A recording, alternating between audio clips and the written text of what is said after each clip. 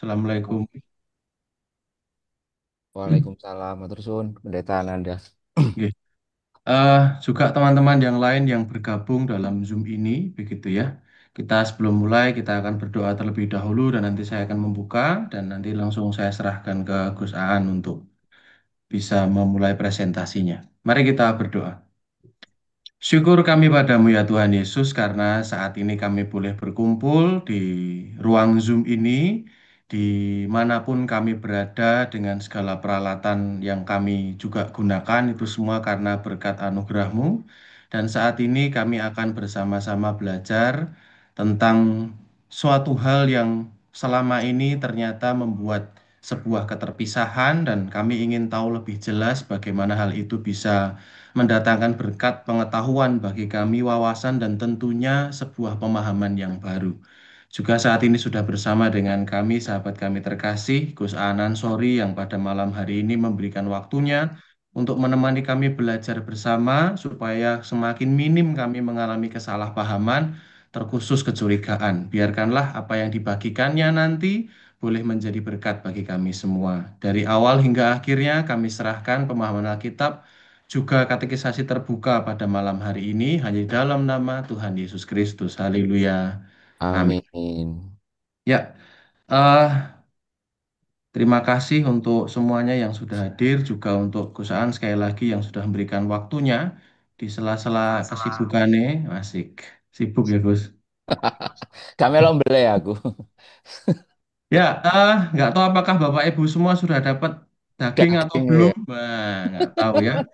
Tapi paling tidak hari ini nyatane enaknya hidup beragama di Indonesia itu kan salah satunya selain punya hari libur yang banyak, bisa leha-leha di rumah kebagian daging sapi apa daging wedhus begitu ya. Dan enaknya malam ini nggak cuman kebagian daging, tapi kita kebagian pengetahuan yang isinya daging semua. Wah, gitulah. Insya Kata Allah. podcast-podcast itu begitu dari Gusaan. Kenapa tema ini dipilih? Apakah sengaja dipas-paskin dilalah kok waktu PA kita umum kok ya pas di hari Jumat di tanggal ini dan yang memberi judul ini adalah kami bidang satu ini titik pisah ini bagaimana? Karena mengapa? Karena kami menganggap klaim Isa Ismail itu bukan hanya sekedar siapa yang benar, siapa yang salah, lalu siapa yang Iya, siapa yang tidak iya, begitu ya. iya, iya. Tapi itu menyimpan sejuta sejarah yang ternyata ada di dalamnya klaim keselamatan, yang mana Iya, istrinya, mana anak pertamanya gitu. Garis keturunan ini akhirnya Isa ini nurun ke sampai Gusti Yesus. Ismail ini mungkin turun sampai Nabi Muhammad, saya nggak tahu kalau salah dikoreksi Gusaan. Dan iya, juga status kebangsaannya. Nah, Isa ini melambangkan Israel banget begitu. iya. Sedangkan Ismail mungkin Arab banget begitu. Arab. Kabarnya seperti itu. Ya, dan pernah saya juga katakan ke teman-teman GKI sepanjang supaya kita tidak pernah melakukan sebuah penghakiman pada kepercayaan lain itu cara kita bertoleransi, bersahabat, itu auto description. Kita tidak mau disalahpahami oleh orang lain. Begitu pula kita tidak boleh menyalahpahami orang lain. Sehingga sering saya katakan ke teman-teman katekisan, aku mungkin sedikit banyak bisa menjelaskan tentang ini dan itu tentang pengetahuan agama lain, tapi ora berhak aku. Aku merasa tidak punya kredibilitas di situ dan disinilah PA pada malam hari ini kita akan berikan waktu sepenuh-penuhnya untuk Gus Aan Ansori untuk bisa menemani dan membersamai kita belajar. Pun, monggo Gus, nek aku kesuwen jemaat bosen Gus. Terima kasih adikku Pendeta Nanda dan Oke. seluruh jemaat GKI sepanjang, terutama para katekisan. Em, yang pertama, saya ingin mengucapkan selamat atas apa terlampauinya proses katekisasi bagi para peserta ini.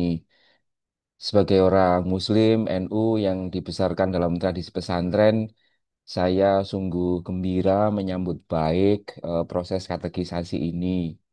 Sebab kalau sampean kabeh iki dadi Kristen sing Indonesia, itu yang senang bukan hanya orang Kristen dan GKI. Yang senang itu juga orang Islam, kayak gitu. Karena apa? Karena menurut saya Kristennya GKI ini menurut saya unik. Uniknya karena ada kata Indonesianya begitu ya.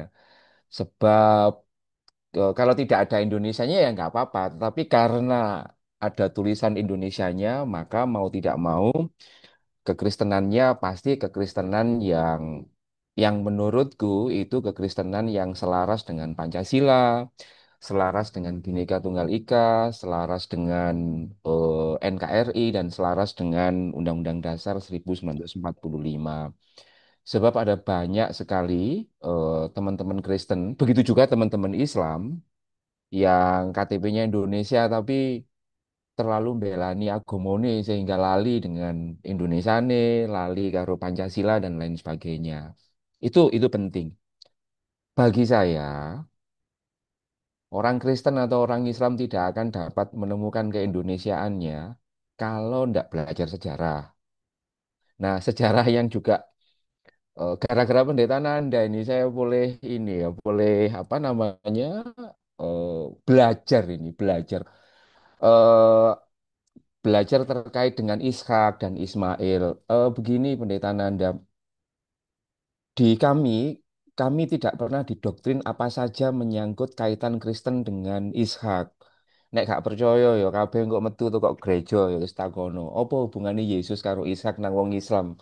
Dodol rokok, dodol pentol. Nggak akan ada yang tahu. Kami tidak diajari gegeran ini ya, apa namanya, tidak seperti halnya orang Kristen yang tahu betul sejarah tentang relasi Yesus dengan Iskak, tetapi di kami ya, kami sangat sadar kalau cerita tentang Ismail gitu, tapi tidak tahu apa namanya, hubungan apa antara Ishak, Yesus dan Ismail Nabi Muhammad itu kita nggak dikasih tahu dan memang nggak diajarkan.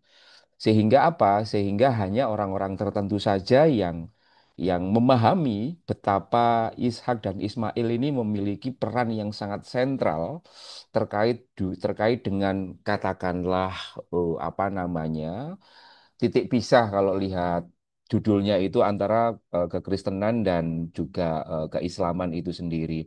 Saya akan share screen mungkin nanti 20 menit gitu aja nanti kita bisa share terkait dengan diskusi kita pada malam hari ini, share gagasan dan lain sebagainya. Begini, jangan pernah berharap nanti di forum ini saya akan belani apakah yang disembelih itu Ishak atau Ismail, karena semuanya sudah jelas itu. Semuanya sudah jelas. Tetapi jangan juga berharap, yang penting kata Gus Dur, yang penting itu kan bukan Ishak atau Ismail yang disembelih, tetapi domba gitu kan. Tapi ketika saya melakukan pelacakan, ini pendeta Nanda, saya menemukan sesuatu yang lebih lebih besar daripada itu. Yang menurut saya harus saya kemukakan karena ini berdampak pada keislaman saya.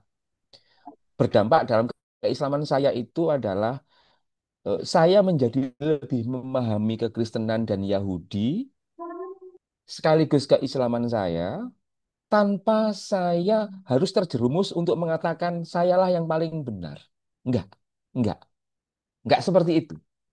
Nah, aku juga nanti berharap Pendeta Nanda pasca diskusi ini dulur-dulur Kristen itu semakin yakin dengan apa yang diyakini plus panjenengan semuanya menjadi lebih paham, oh begini toh konteksnya dan lain sebagainya.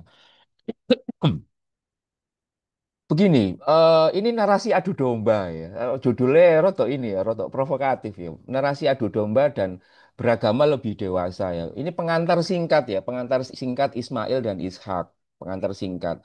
Saya ingin mencoba Pendeta Nanda mengeksplorasi bagaimana narasi Ismail dan Ishak itu di dalam tradisi Yahudi, lalu diteruskan dengan kekristenan, lalu kemudian diteruskan dengan keislaman dalam kerangka untuk menemukan, aku itu meyakini itu apa namanya, dulur ini, Ishak dan Ismail ini sebenarnya ini tengah diadu domba begitu ya, tengah diadu domba yang awalnya dua orang ini sebenarnya baik-baik saja menurut saya, tetapi karena atas nama sejarah dan munculnya peradaban baru, Maka kemudian skenarionya bisa seperti itu.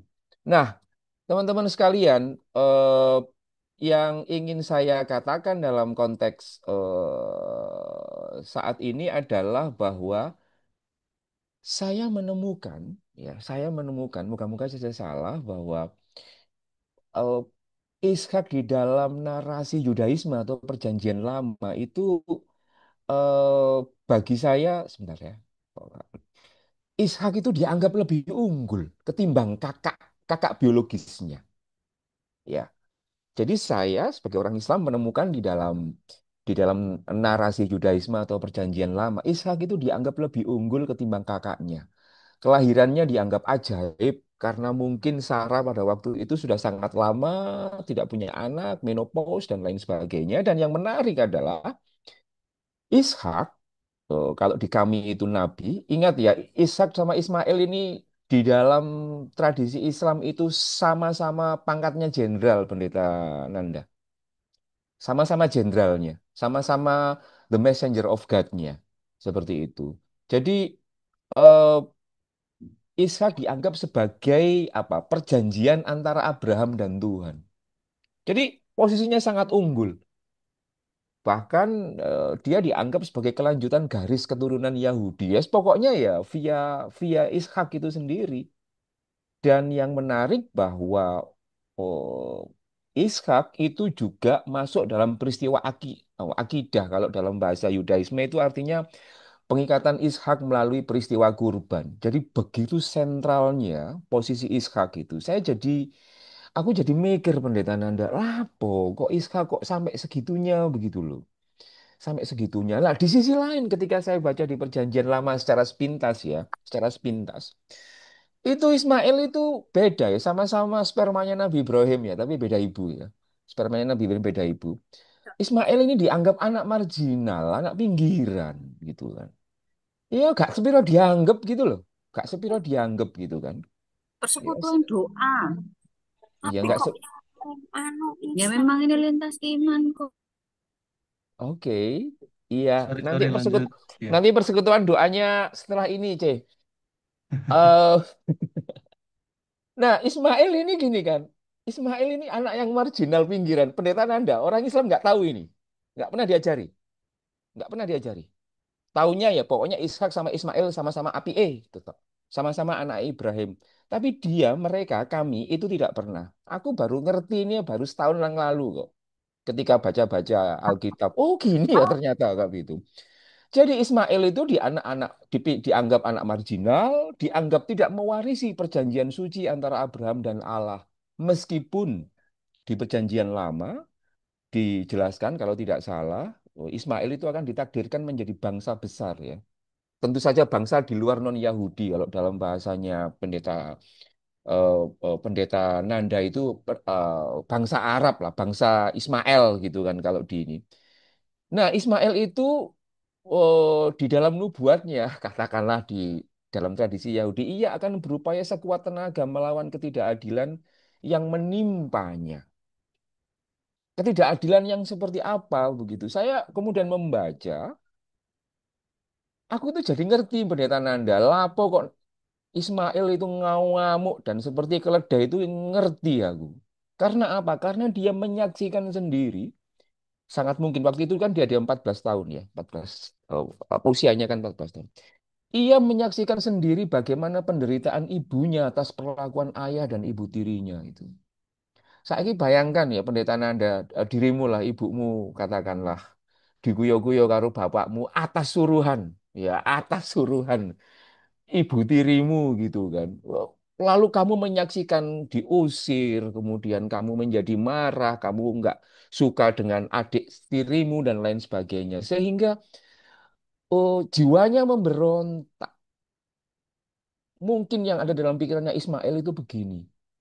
Bapakku kok ngene yo. Aku kira anak bapak, tapi lapo adik Ishak kok lebih disayang ketimbang aku. Lapo kok aku diusir karo ibuku gara-gara ibu Sarah dan lain sebagainya. Jadi secara psikologis kalau ada orang psikolog di sini pasti bisa menjelaskan kenapa kok kemudian narasinya bisa seperti itu. Ini anggap saja sebuah narasi yang diamini oleh orang Yahudi. Bagaimana apa namanya kuatnya narasi Yahudi itu me, menggrab ya, menggrab status dari Ishak gitu kan. Nah, lalu aku punya pertanyaan dalam diriku sendiri, Pendeta Nanda. Kenapa sih Ishak dianggap lebih unggul ketimbang Ismail di dalam narasi Yahudi? Ini jangan-jangan hipotesisku ya, ini hipotesisku ya, bisa jadi salah. Aku nanya di chat GPT, Pendeta Nanda. Bangsa mana saja yang pernah menjajah Yahudi? Ternyata banyak banget gitu. Jadi bangsa Yahudi nampaknya kan itu ingin membangun konfidensinya ya, ya. Jadi sebagai orang yang dilindas ya, bangsa Yahudi ini ingin membangun konfidensinya melalui politik pengkastaan sosial berbasis hubungan seksual yang dimurnikan melalui kitab suci. Jadi jadi aku menemukan itu.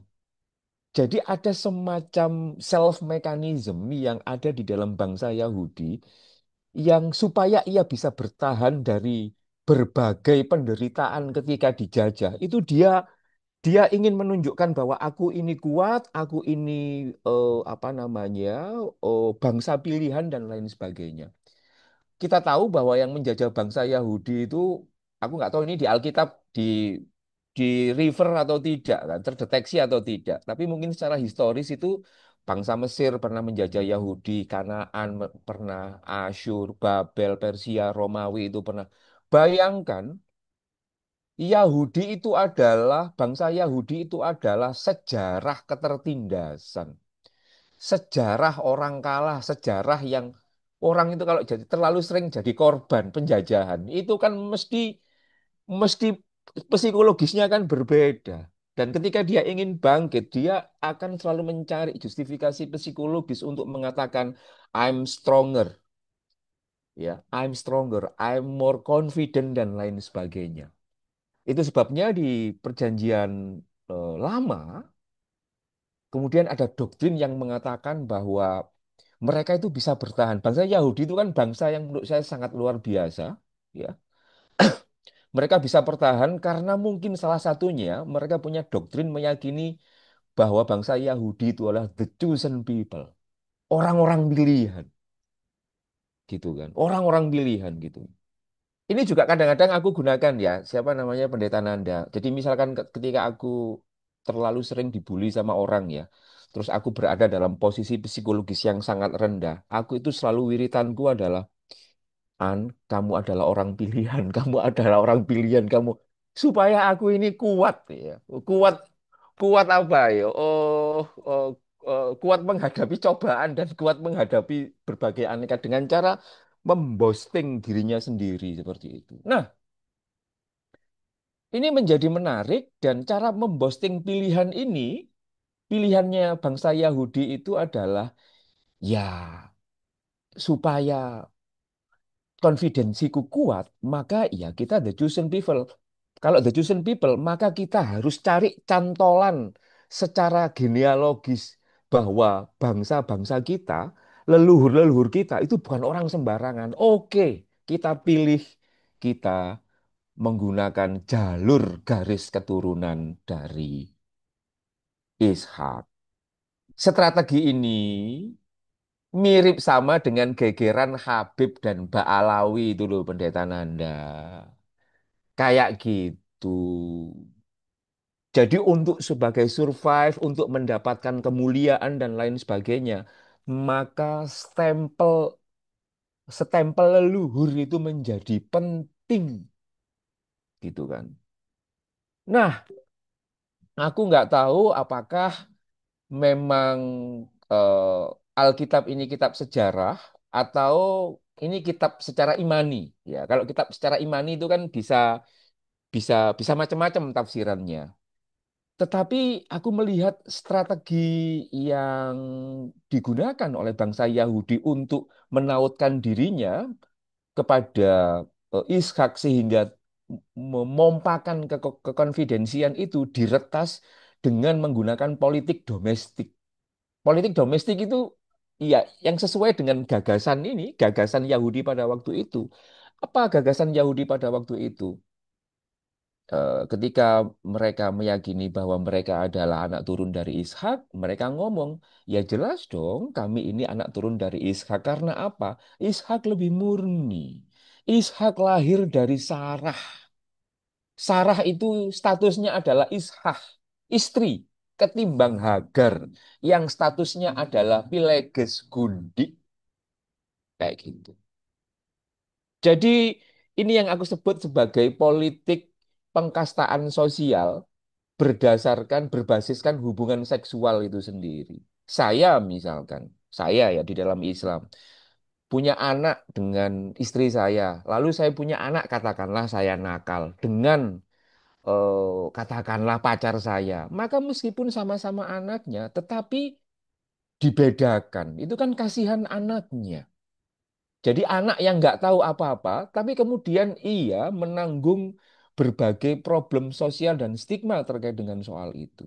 Itu nanti urusan lain. Tetapi yang ingin saya katakan bahwa di dalam tradisi Yahudi itu konsep sulung itu menjadi penting, ya. Konsep sulung itu menjadi penting, ya. Itu sebabnya yang dianggap sulung pada waktu itu bukan orang yang secara biologis lahir duluan dari spermanya Abraham, tidak. Tapi siapa dulu yang lahir ya dari istri yang sah di dalam narasi Yahudi pada waktu itu. Karena bagi perjanjian lama konsep sulung itu memiliki hak embedded, hak embedding, hak kesulungan. Iya, pokoknya yang sulung itu adalah sebagai penerus kekuasaan, sulung itu adalah milik Tuhan dan dianggap kudus. Itu sebabnya gegeran tentang sulung, bukan GKI sulung ya. Tapi kadang-kadang GKI sulung juga mungkin namanya juga dari situ. Mungkin ya, mungkin. Ya, ada teman saya itu GKI sulung, milik Tuhan dan dianggap kudus. Itu sebabnya saya pernah mendengar apa cerita ya Pendeta Nanda soal Yakub yang bermanuver atas kesulungan Esau mungkin ya.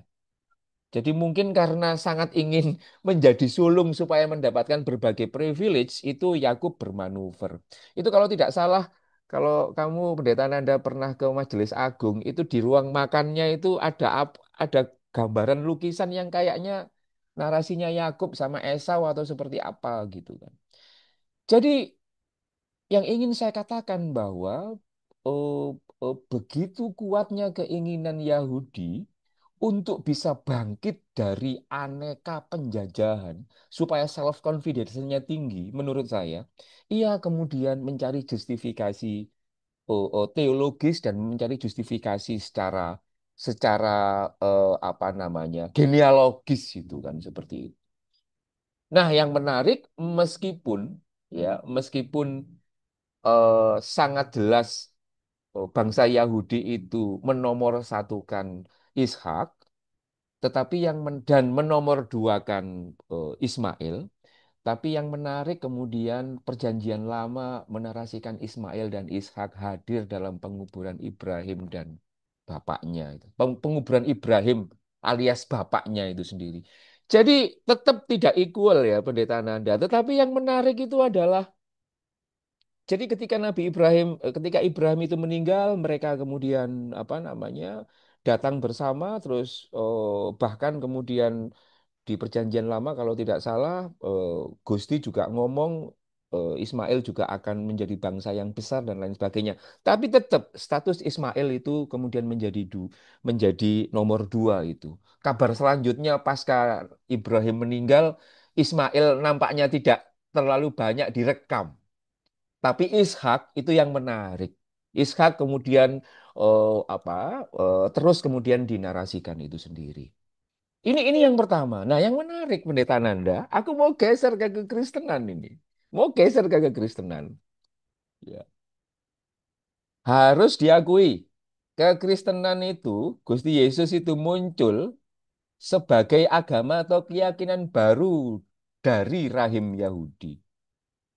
Ya. Jadi kekristenan itu tidak lahir di luar rahim Yahudi. tapi di dalam rahim Yahudi. Nah, yang menurutku secara politik ya, ini secara politik itu kan, pinternya kekristenan secara teologis itu adalah kekristenan ini memanfaatkan unsur kesulungan Ishak, gitu kan. Jadi dia ini kan sedang mau membegal Yahudi, begitu kan pendeta Nanda. Dia ini mau bikin gereja baru kan. Ini kan awalnya kan sama-sama Yahudinya. Lalu kemudian apa namanya? Kemudian Tuhan berkehendak lain, kemudian muncullah Gusti Yesus dengan ajaran-ajaran yang sangat luar biasanya. Tetapi ia berada di dalam rahim keyahudian itu yang oleh Yahudi, Gusti Yesus itu juga tidak dianggap sebagai sesuatu yang apa miraculous seperti itu. Tetapi yang menarik adalah eh, kekristenan di dalam menurut saya di perjanjian lama, perjanjian baru itu juga menapaki jalan yang sama dengan Yahudi di dalam konteks bagaimana apa bahwa secara genealogis mereka itu juga sah. Yakni apa? Yakni meletakkan Gusti Yesus itu sebagai bagian dari satu garis dengan Ishak itu sendiri.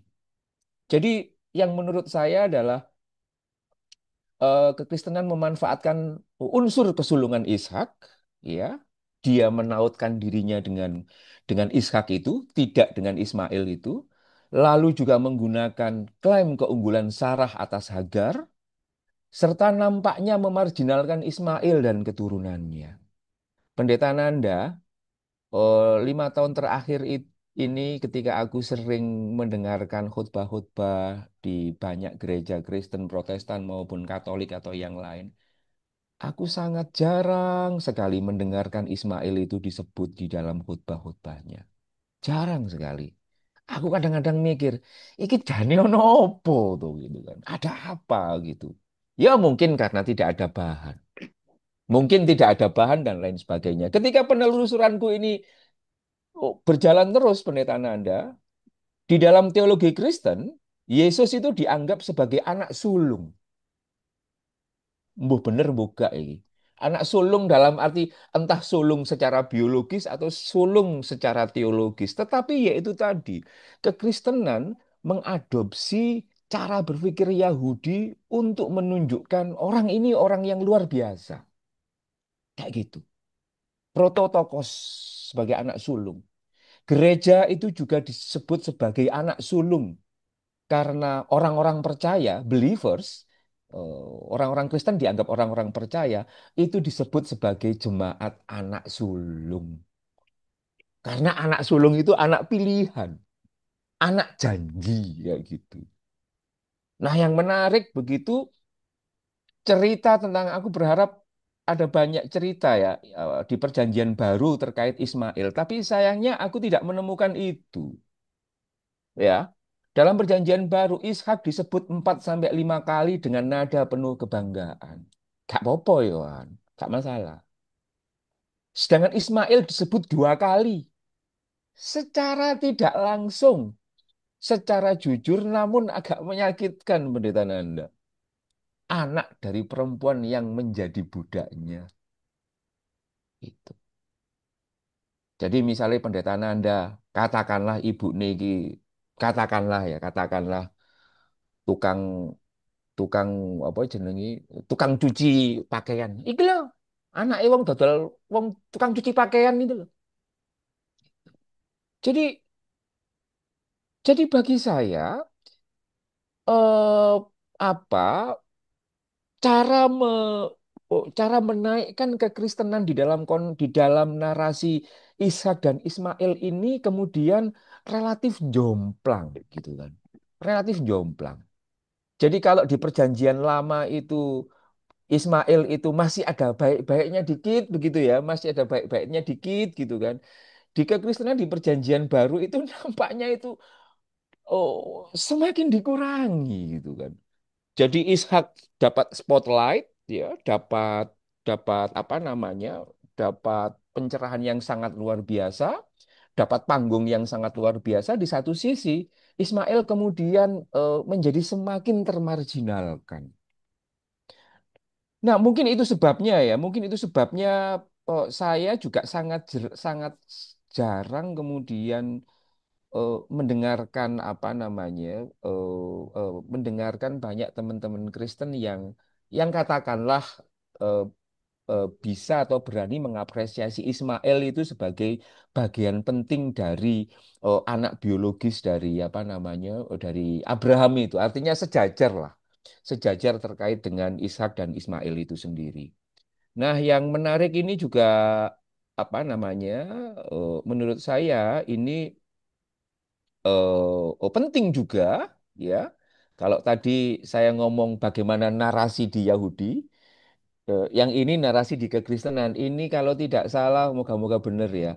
Apa namanya, dari Galatia dan kamu dan lain sebagainya. Terus kemudian di tengah-tengah itu, tetapi apa kata nas kitab suci? Buanglah hamba perempuan itu beserta anaknya, sebab anak hamba perempuan itu tidak akan menjadi ahli waris bersama-sama dengan anak perempuan yang merdeka itu. Rasul Paulus nampaknya cukup alergi mungkin ya. Mungkin pasti ada ininya ya, pasti ada sebabnya dan aku tidak mau menghakimi. Tetapi aku membayangkan kalau itu disampaikan dalam konteks sekarang itu kan, ini kan agak menohok gitu. Ini agak menohok ya. Kalau misalkan Ismail ada di sini dan anak turunnya ada itu kan pasti kok kayak gini narasinya kayak gitu. Mungkin sama dengan narasi di Al-Quran yang katakanlah kalau ketemu orang kafir yang dan lain sebagainya bunuh dan lain sebagainya itu. Tetapi yang ingin saya katakan adalah eh lagi-lagi kalau di Perjanjian Lama Ismail masih mendapatkan spotlight begitu ya, ya. Yahudi masih memberikan peran, tetapi di dalam Perjanjian Baru hampir tidak terdeteksi itu, bahkan cenderung cenderung pejoratif itu, pejoratif itu sendiri.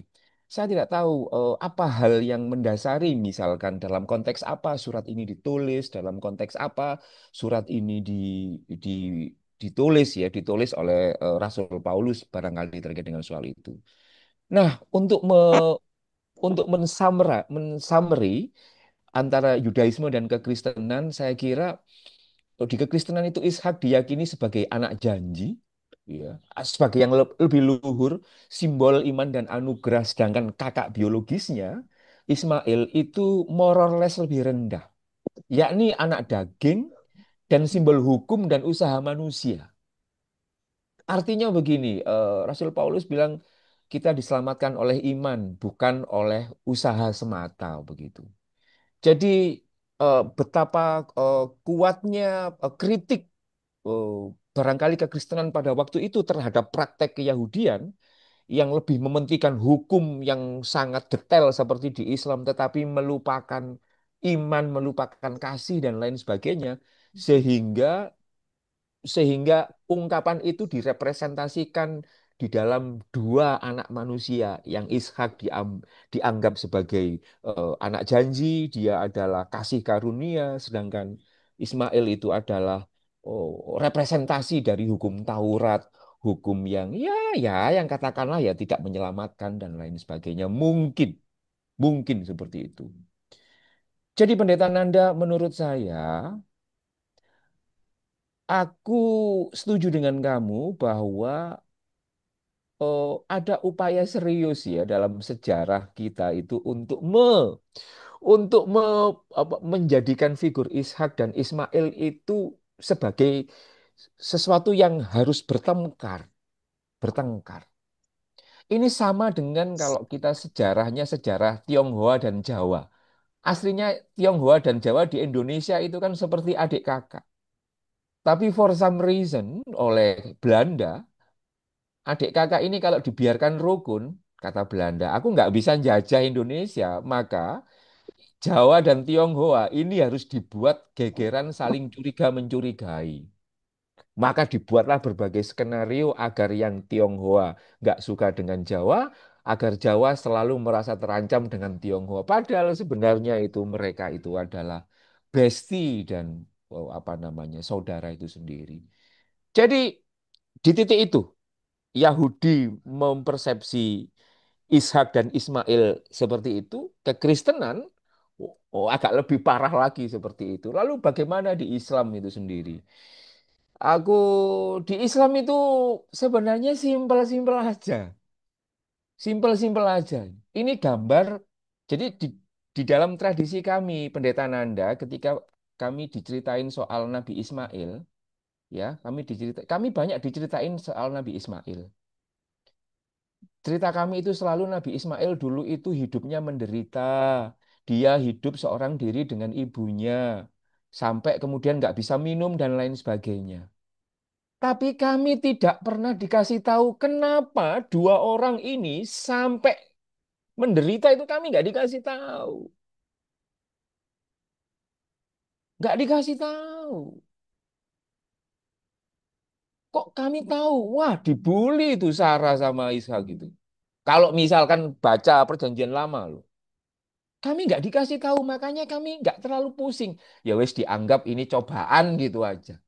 Dianggap cobaan itu sendiri. Kadang-kadang aku tuh juga bersyukur. Ya Alhamdulillah wong Islam gak ngerti ceritane gitu kan. Kalau ceritane betapa mereka pasti akan tetap mereka tidak akan benci kepada Ibu Sarah sama apa apa Nabi Ishak karena bagi mereka ya ya itu dianggap aib ya gegeran itu dianggap aib dan tidak perlu didiskusikan. Maka aku kemudian mencoba untuk menstudi di dalam Islam itu sendiri. Aku menemukan begini, Islam itu hadir sebagai agama Abrahamik yang mengamini, ya, mengcopy paste secara general kisah Ishak dan Ismail dalam semangat yang rekonsiliatif. Rekonsiliatif itu begini, Pendeta Nanda dan lain sebagainya. Aku gak pengen ngelek-ngelek, ngapi-ngapi wong Islam ya, enggak. Ini aku cuma cerita apa yang aku alami ya, aku yang alami. Ya, kami tidak pernah dididik, diajari untuk ngelek-ngelek ke Nabi Ishak. Tidak pernah. Tidak pernah. Nggak pernah. Ya. Semangatnya semangat rekonsiliatif. Contoh semangat rekonsiliatif itu begini. Tidak mengunggulkan baik Ishak maupun Ismail. Tidak pernah mengunggulkan kan. Nggak pernah diajari Ismail we unggul, Ishak gak unggul. Nggak. Podo-podo ae. Ya, podo-podo ae. Podo-podo ae. Kami juga tidak mengakomodasi tidak memasukkan kisah seru dan saru, kisah domestik Ibrahim. Di Al-Quran itu tidak ada cerita yang begitu detail tentang bagaimana misalkan Nabi Ismail nggoda Nabi Ishak, lalu Ishak nangis, lalu ibu ini ngamuk dan lain sebagainya. Lalu bagaimana Ibu Sarah kemudian ngamuk kepada Hagar dan lain sebagainya. Kami tidak mengakomodasi itu. Kenapa kami tidak mengakomodasi itu? Sangat mungkin ya Pendeta Nanda, sangat mungkin. Gawe apa sih? Ini sangat mungkin ya, sangat mungkin. Ya wis lah, kelemben-kelemben roti-roti biyen-biyen saiki-saiki gitu. Wis nggak usah gitu kan. Mengko tambah hatimu loro. Wis sing penting kowe anake Ibrahim. Titik ibu beda. Wis kon anakku kabeh. Kon jadi apa namanya? Jadi utusan Tuhan dua-duanya itu sendiri. Dan di dalam Al-Qur'an ya menurutku itu tidak ada nama Hagar dan Sarah. Istri Nabi Ibrahim itu disebut itu ya istri-istrinya Imro'atuhu begitu. Tidak ada nama Siti Hajar, tidak ada nama Siti Sarah dan lain sebagainya. Lalu dari mana orang Islam itu tahu Siti Hajar dan Siti Sarah? Ya dari kitab-kitab sejarah dari sejarah Islam. Dari mana sejarah-sejarah Islam? Ya tentu saja dari Alkitab kayak gitu. Yang ini mungkin tidak diyakini atau tidak diketahui oleh banyak orang Islam. Nah, yang menarik, dulur-dulurku GKI sepanjang yang saya hormati, di Al-Quran itu juga menurut saya karena semangat rekonsiliatifnya, ya, itu menyebut Ishak itu disebut 17 dalam konteks ya, 17 kali.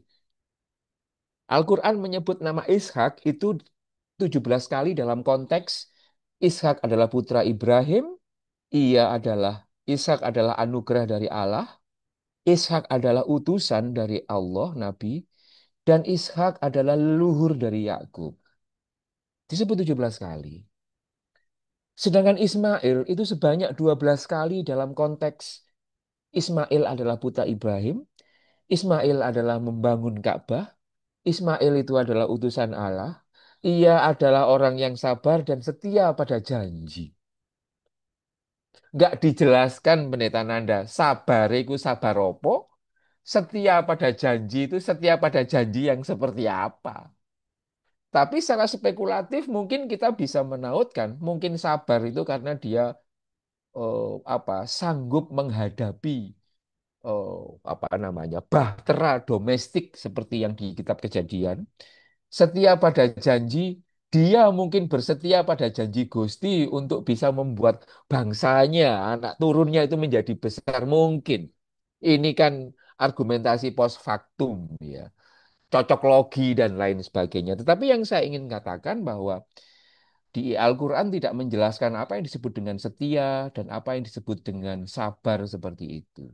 Tetapi dua-duanya itu diakomodasi itu sebenarnya. Nah, yang menarik adalah kalau konsep kesulungan itu begitu dihidupi di dalam tradisi Yahudi dan kekristenan, di Islam itu dipangkas. Di Islam itu tidak digunakan lagi. Tentu tidak dengan alasan yang positif atau negatif. Ya, aku juga tidak tahu kenapa kok konsep kesulungan itu tidak gitu kan. Padahal misalkan Nabi Muhammad itu juga sulung. Harusnya kalau dia mengklaim dirinya sulung itu kan ya, yo tambah sakti begitu pendeta Nanda. Tapi kenapa kok tidak?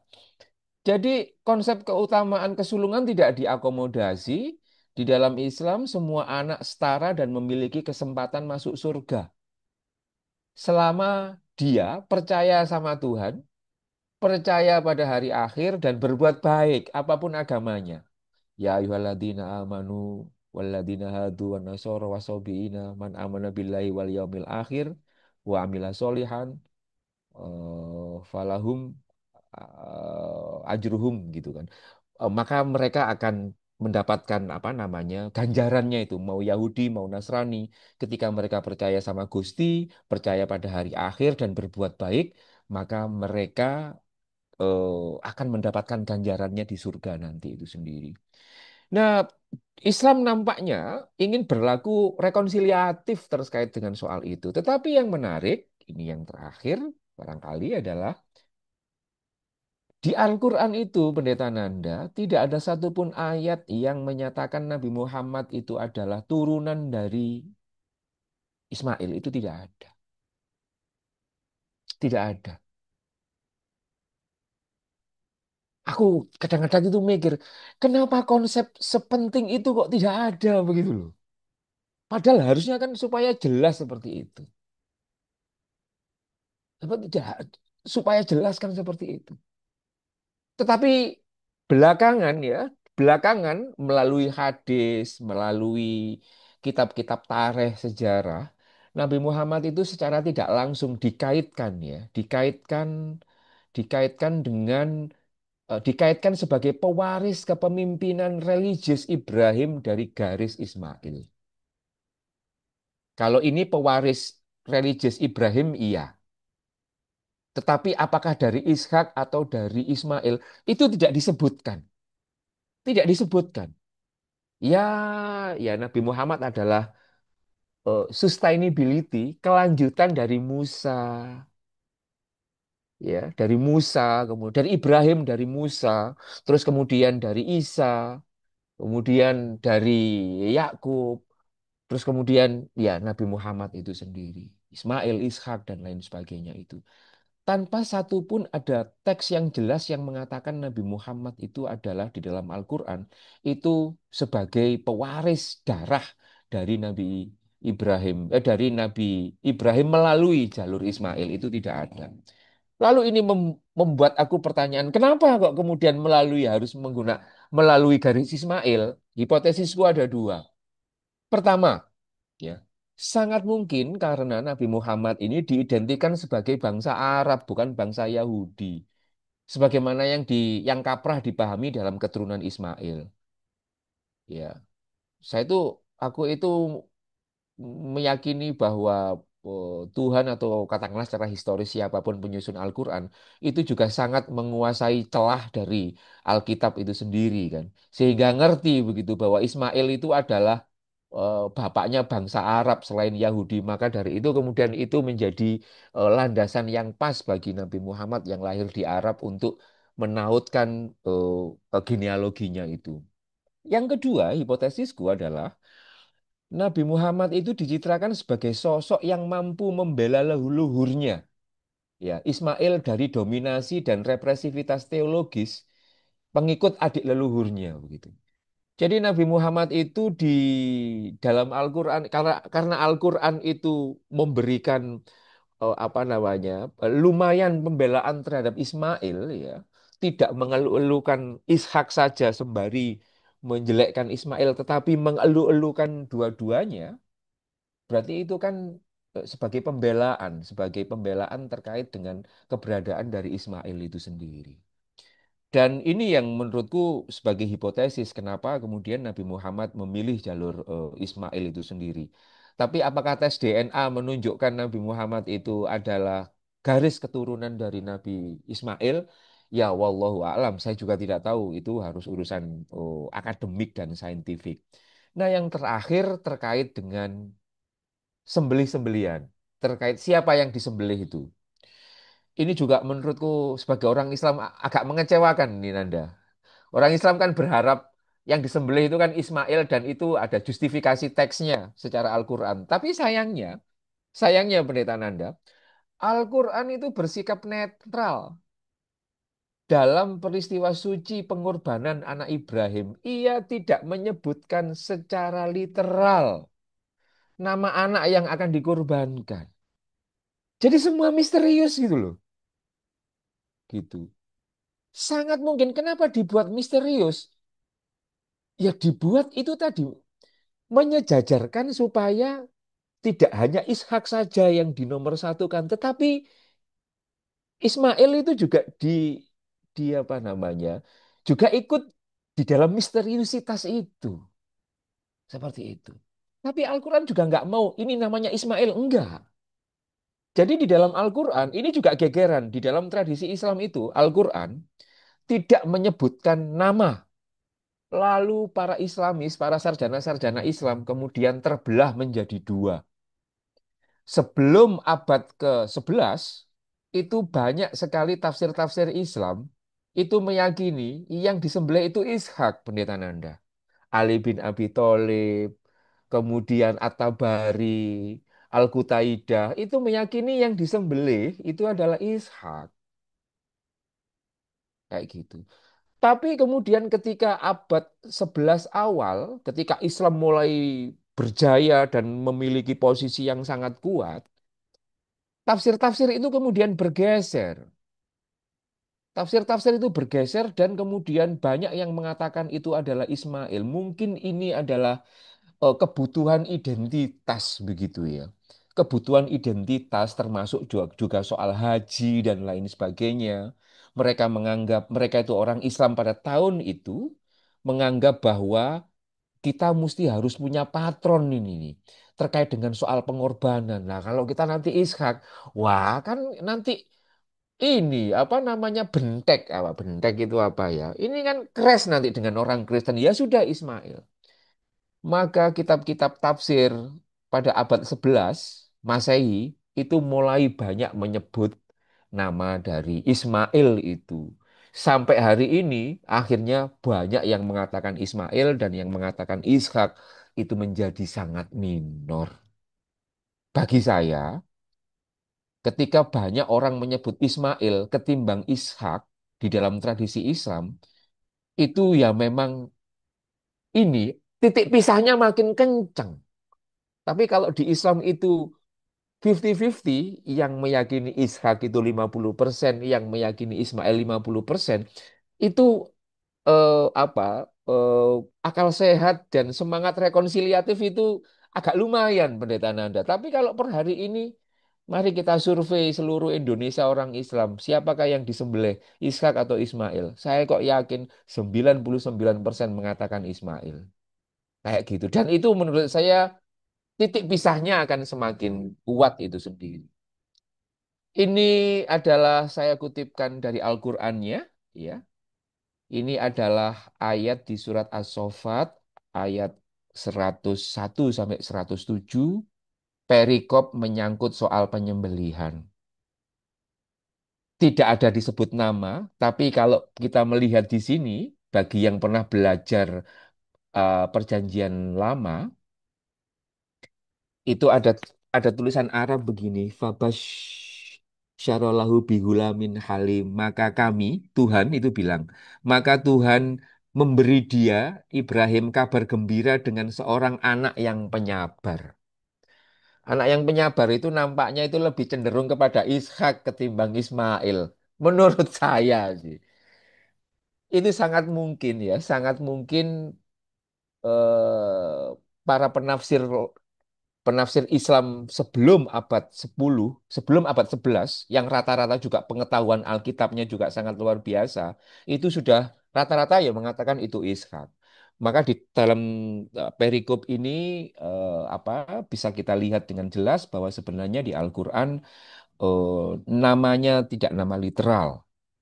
Perebutan tafsir itu kemudian mengemuka Ishak dan Ismail itu ketika kekuatan Islam menjadi sangat kuat pada abad ke-11 dan kebutuhan akan identitas itu menjadi dibutuhkan di dunia Islam sehingga mereka kemudian secara terang benderang mengatakan yang disembelih itu adalah Ismail. Yang terakhir saya kira itu Pendeta Nanda dan lain sebagai teman-teman semuanya. Dongeng nabi-nabi yang saya juga sangat terbantu dengan penemuan ini. Saya menjadi sangat bersyukur punya tokoh-tokoh besar seperti Ibrahim, Sarah, Hagar, Ismail, Ishak, Yakub, Isa, Yesus, Nabi Muhammad, dan lain sebagainya.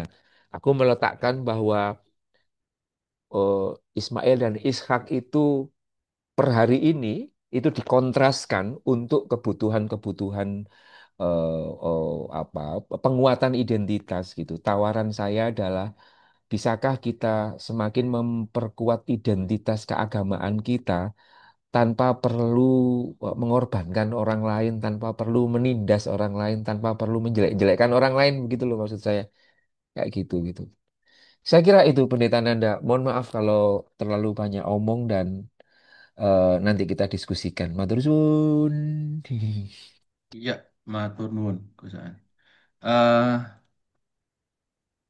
Terima kasih untuk pemaparannya yang sangat oke sekali. Makanya ini sini daging tok ya. Dan begini, nanti akan saya buka termin pertanyaan. Nanti yang pertama tentunya sesuai topik dulu. Baru nanti kalau Nggih. masih ada waktu nanti bebas boleh ya Gus ya. Boleh, boleh. Nanya apa saja Nah, boleh. ya nanti saya Boleh. buka tiga dulu. Tapi saya akan mengkonfirmasi beberapa hal. Nggih. Eh, Kenapa kok kesulungan tuh sangat dianggap yang penting untuk Yahudi bahkan diteruskan sampai ke Kristenan begitu ya? Kenapa? Ya. Kenapa itu? Kenapa itu?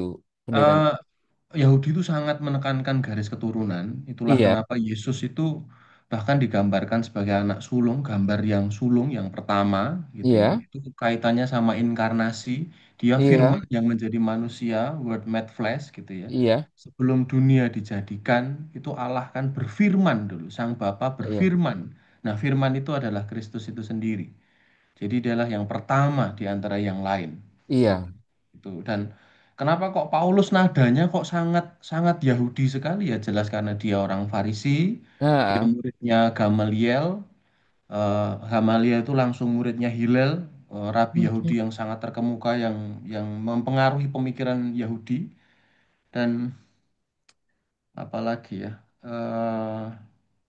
yang ingin saya konfirmasi tadi. Oh ya sampai sampai gaya Paulus menjelaskan kenapa kok bangsa lain tersedot di dalam janji keselamatan untuk bangsa Israel padahal yang dijanjiin hanya Israel saja. iya, Israel itu adalah alih namanya dari Yakub gitu ya. iya, Jadi Allahnya orang Yahudi itu disebut Allah Abraham, Allah Ishak, Allahnya Yakub. iya, Dan orang di luar Israel, di luar Yahudi itu dicangkokkan kayak wit itu ada iya, satu gitu. Jadi itu khas sekali ajarannya Paulus di surat Roma, yang lain tuh dicangkokkan, melebu begitu. Garis keturunannya Yesus dari mulai Abraham sampai Yesus sendiri tertulis sangat cetha sekali welo-welo di Injil Iya. Matius. Karena Injil Matius itu Injil yang ditulis khusus untuk orang Yahudi, ya tentunya kepentingannya untuk meyakinkan mereka yang belum percaya bahwa ini Mesias beneran, ini Mesias yang ditunggu-tunggu tenanan. Seko sapa garis turune, seko Abraham, Ishak, Yakub, medun terus begitu sampai Obed, Isai, Daud dan seterusnya turun sampai Yesus. Ya, kira-kira demikian. Menarik sekali ketika banyak perusahaan berbicara tentang adanya kepentingan di balik penulisan dan Mungkin tentunya ya. kepentingan untuk apa ya identitas gitu ya kepentingan identitas yang tampaknya sangat kuat sekali. Eh, Kenapa kok kudu Ishak kudu Ismail begitu Iya. bahkan saya melihat di beberapa mobil itu tulisannya di belakang wih, Bani Ismail begitu wah kudu banget gitu. Masa mobilku tak tulisi Bani Ishak gede gitu kan ya nggak mungkin Gak gitu. usah, gak usah. Bani dua-duanya, Bani Ibrahim kayak gitu. Iya iya iya. Ya, demikian. Alah. Terima kasih. Saya buka tiga pertanyaan dulu kalau mau. Iya, bisa nanya apa saja ya. Teman-teman, ini santai saja ya. Ini tidak ada, Ya, tidak jangan serius-serius lah. Serius-serius ya. itu nggak seperti debatnya Doditan atau siapa yang, oh Nah, ini harusnya, enggak lah, enggak. Ini, aku itu agak menggunakan eh, apa namanya, pendekatan postkolonial dan postkolonial ya, Pendeta Nanda ya. hmm, Jadi di dalam tradisi postkolonial penjajahan dan lain sebagainya, itu hal yang seperti ini tuh sangat biasa ya. hmm, Jadi orang yang ditindas kemudian berusaha untuk apa hmm. bangkit kembali dengan menggunakan Hegemoni, narasi-narasi. hegemoni Iya, gitu. itu menurut saya sangat biasa. Ini tidak ada urusan dengan oh mana yang benar dan lain sebagainya. Ya terserah kawan-kawan itu. Yang penting ya kita saudara makan daging bareng begitu ya Ya, oke. gampang. Tiga pertanyaan dulu, yang sesuai topik dulu, Bapak Ibu ya. Yang bebas nanti dulu, yang sesuai dulu. Tiga dulu. Monggo. Kalau ada, monggo. Nggak harus sama nggih dengan saya ya ngobrol-ngobrol santai mawon. Hmm.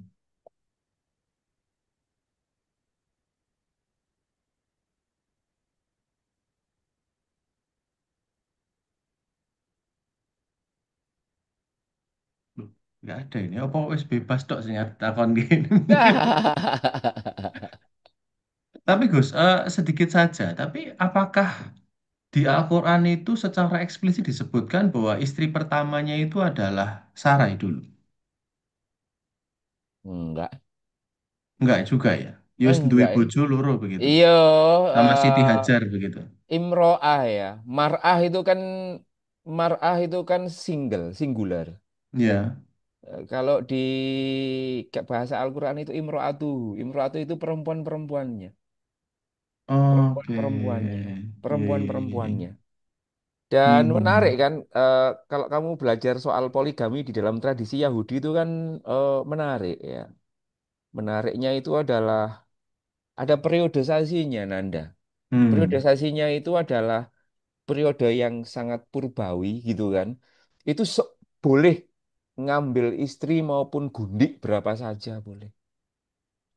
Lalu periode selanjutnya itu periode Talmudik kalau tidak salah di Ya. Yahudi itu. Talmudik itu nggak boleh lebih dari empat, nggak boleh lebih dari empat gitu kan. Kemudian periode yang paling akhir ini yang sukses menurut saya Yahudi poligami sudah tidak dianggap sebagai bagian dari ajaran yang bagus. Mereka sudah monogami. Ya. Nah, itu persis dengan modelnya Islam itu kan. Hmm. Modelnya Islam kayak gitu. Tapi kalau Yahudi itu sukses di akhir, di Islam ini masih di periode Talmudik gitu kan. Empat Ya. boleh dan lain sebagainya. Padahal maunya ya harusnya juga monogami. Tetapi ya itu tadi Pendeta Nanda, entah aku yang kurang jeli nyarinya ya. Tetapi istri pernama istri apa namanya Hagar dan kemudian Sarah itu tidak ada disebutkan. Tetapi yang menarik begini, aku ini kan eh, penghulu-penghulu, penghulu KUA dan lain sebagainya, Hmm. itu kalau habis ngawinkan orang, itu ada doa khusus Pendeta Nanda. Oke. Doa khusus untuk pemberkatan itu. Doanya itu begini. Allahumma alif bainahuma kama alafta Adam wa Hawa. Gusti, berilah petunjuk pada dua pasangan ini sebagaimana engkau memberi petunjuk kepada Adam dan Hawa. Wa alif bainahuma kama alafta Ibrahim wa Sarah. Dan berilah petunjuk dua orang ini, pasangan ini, sebagaimana engkau memberikan petunjuk blessing kepada Ibrahim dan Sarah. Bukan Hagar. Tapi Itu. Ismail putranya Siti Hajar. Oh iya, oh iya itu. Nanya oh ke apa teman-teman di hadapan orang-orang Islam di depannya GKI sepanjang itu nanya oh, "Ah, Ismail itu ibu nih jenenge sopo gitu kan. Oh, Hajar Siti ta Hajar. Sarah begitu. Oh mesti Hajar kayak gitu. Hajar. Hmm, Nah, yang di doanya KUA itu menurut saya itu sebenarnya itu rodok Kristen itu. Rodok Yahudi. Soalnya yang dianggap bojo itu ya Sarah. Sarah. Kayak gitu. Oke. Harusnya kalau yang paham ya versi Islam ya Abraham Wahajar gitu atau Abraham Wahajar Wasara kan ya kacau akhirnya. Iya, iya, iya, iya. Oh, alah. Nggak disebut memang kayak gitu. Mohon izin Oke. Nggih. tanya, Dedi. Dad, Oke, silakan Dad. boleh. Eh, Ini Mas saya Dedi On dari mau cam, tanya, GKI Sidoarjo, Bapak Ibu. on cam, saya Dad, mau izin Dad, on DKI cam, oh, Dad. Sidoarjo ikut gabung. Gini Gus, saya cuman tadi itu kan Ismail itu kan selalu di apa? Karena bagi teman-teman dulur-dulur Muslim ini bahwa Ismail itu yang teraniaya, yang ini. Eh, Akhirnya kan sekarang kayak sekarang ya, yang terjadi saat ini pun itu yang teraniaya itu kan justru jadi pemenang gitu. Bahkan tafsir yang sebelumnya itu yang dikorbankan itu Ishak. Terus apakah itu memang pengaruhnya dari tafsir itu bisa diperjelas lagi enggak, Gus? Tafsir yang bagaimana? Apakah itu memang kok bisa tiba-tiba tafsir itu ke Ismail gitu loh, yang awalnya Ishak gitu, Gus. Yang versi Islam tadi, Gus. Versi Islam ya, versi Islam Iya. ya. Iya. Dad, terima kasih ya, Dad ya. Aku belum melakukan studi yang agak mendalam soal itu. Yang bisa aku katakan seperti ini. Oh, tafsir-tafsir itu dibagi menjadi dua periode begitu ya.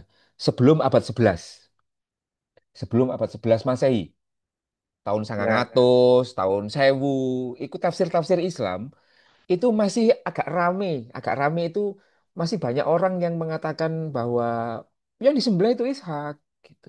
Misalkan Ali bin Abi Thalib, pemimpin utama Syiah gitu kan. Ali bin Abi Thalib itu konon itu ya yo ketika ditanya sapa sing disembelih karo Nabi Ibrahim tapi gak situ. Yo Ishak. Dan itu masih banyak gitu. Gitu kan. Ada ada beberapa gitu. Aku pernah nulis ya soal itu ada banyak. Nah, di belakangan ketika tafsir itu mulai tafsir Az-Zamakhsyari, Ibnu Katsir. Nah, Ibnu Katsir ini paling banyak digunakan di pesantren-pesantren per hari ini. Ibnu Katsir. Lalu para penafsir setelah itu tahun apa abad ke-12 Masehi, 13, 14 semuanya kemudian banyak yang mengatakan itu adalah Ismail. Tentu saja argumentasinya bisa disusun. Kan gampang aja itu. Siapa namanya? Dad.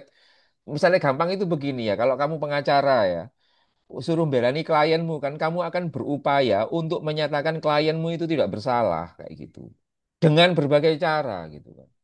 Misalnya kelompok sana mengatakan ijazah iki palsu. Kelompok sana mengatakan oh enggak ijazah enggak palsu. Lalu beradu digital forensik dan lain sebagainya. Wah, akhirnya kan kemudian publik itu kemudian terombang-ambing. Ya, yang nggak seneng dengan ini mengatakan ijazahnya palsu, yang seneng itu mengatakan ijazahnya asli dan lain sebagainya.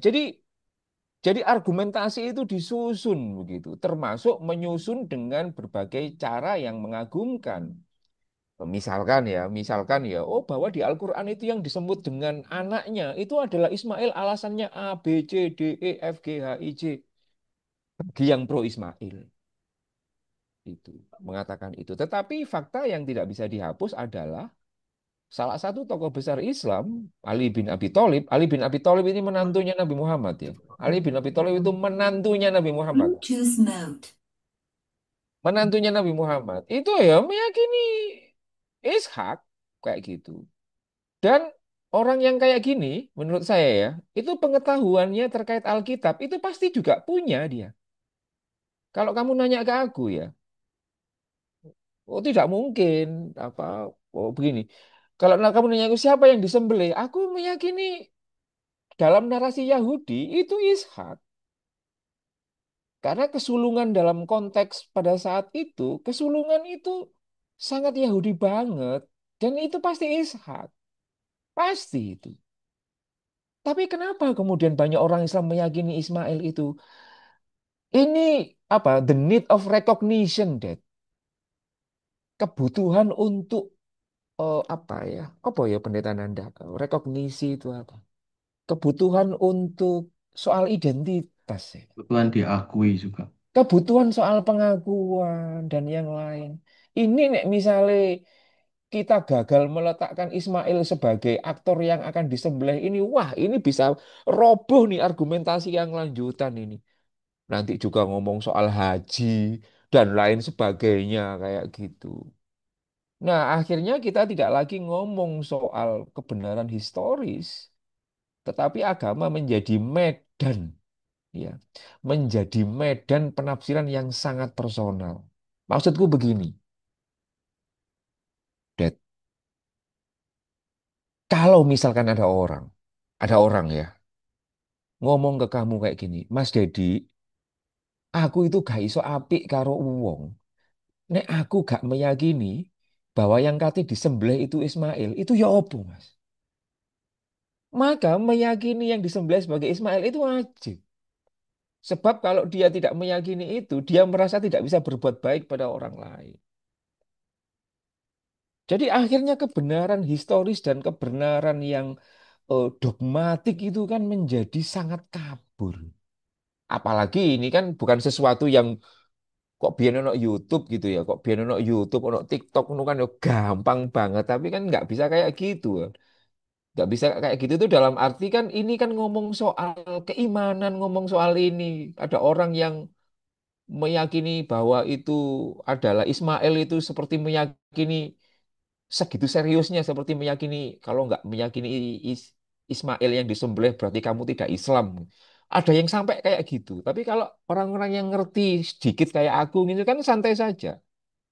Ya aku masih tetap meyakini keislamanku meskipun kemudian aku berada di dalam posisi yang mempercayai bahwa yang akan disembelih oleh Nabi Ibrahim itu adalah Ishak.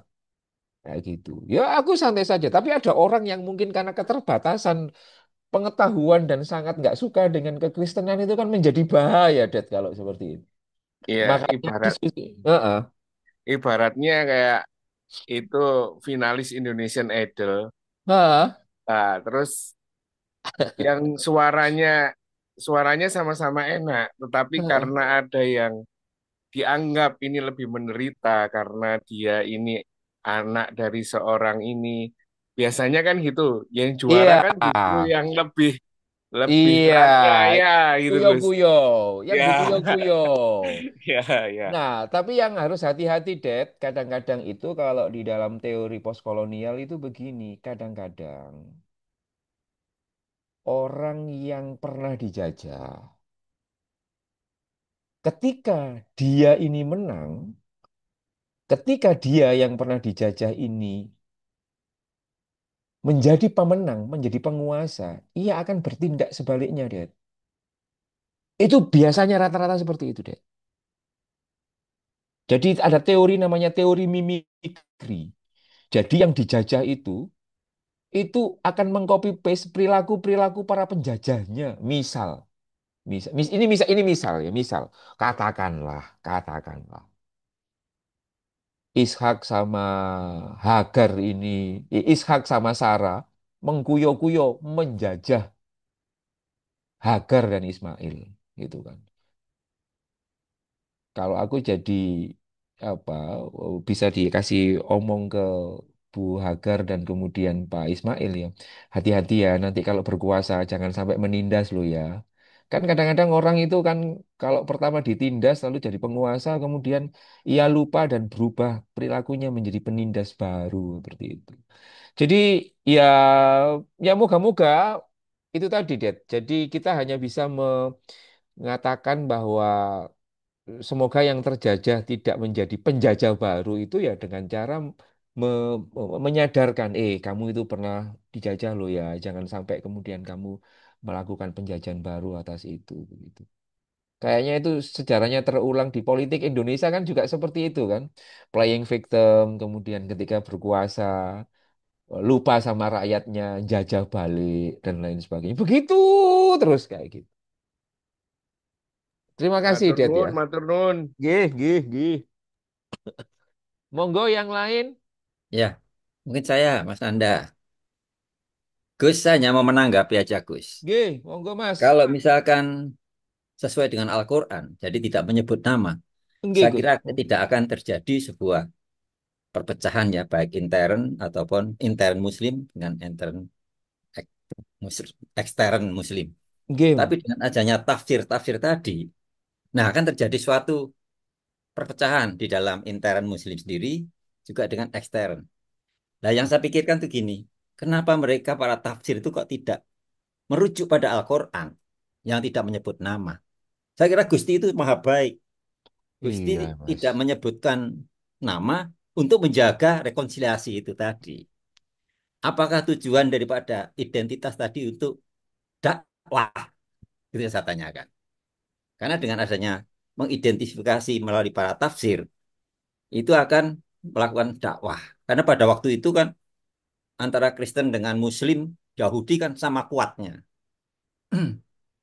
Enggak, Itu yang Mas. saya tanyakan. Karena dengan menyebut adanya identitas bahwa Ismail itu yang disembelih, maka banyak orang-orang yang akan mengikut dari agama Muslim. Karena di mana-mana politik identitas itu akan memecah belah. Iya, ya, Mas. Nah, Betul. Iya ini. itu Iya. yang saya tanyakan. Apa tujuan mereka menyebutkan identitas Eh, tafsir? iya. Eh, Catatan saya begini, Mas. Kalau misalkan kita tahu bahwa ujung dari penafsiran, artinya ditafsirkan Ismail itu malah menjadi lebih kacau. Harusnya memang saya setuju, nggak usah nama-nama kayak gitu, gitu kan. Tapi kalau saya mau menganalogikan begini, kalau misalkan alasan kita berislam, berkristen kok tiba-tiba harus saling bunuh-bunuhan, wis mendingan gak usah pakai agama kayak gitu. Iya. Iya, tapi yang ingin saya katakan itu begini, sebenarnya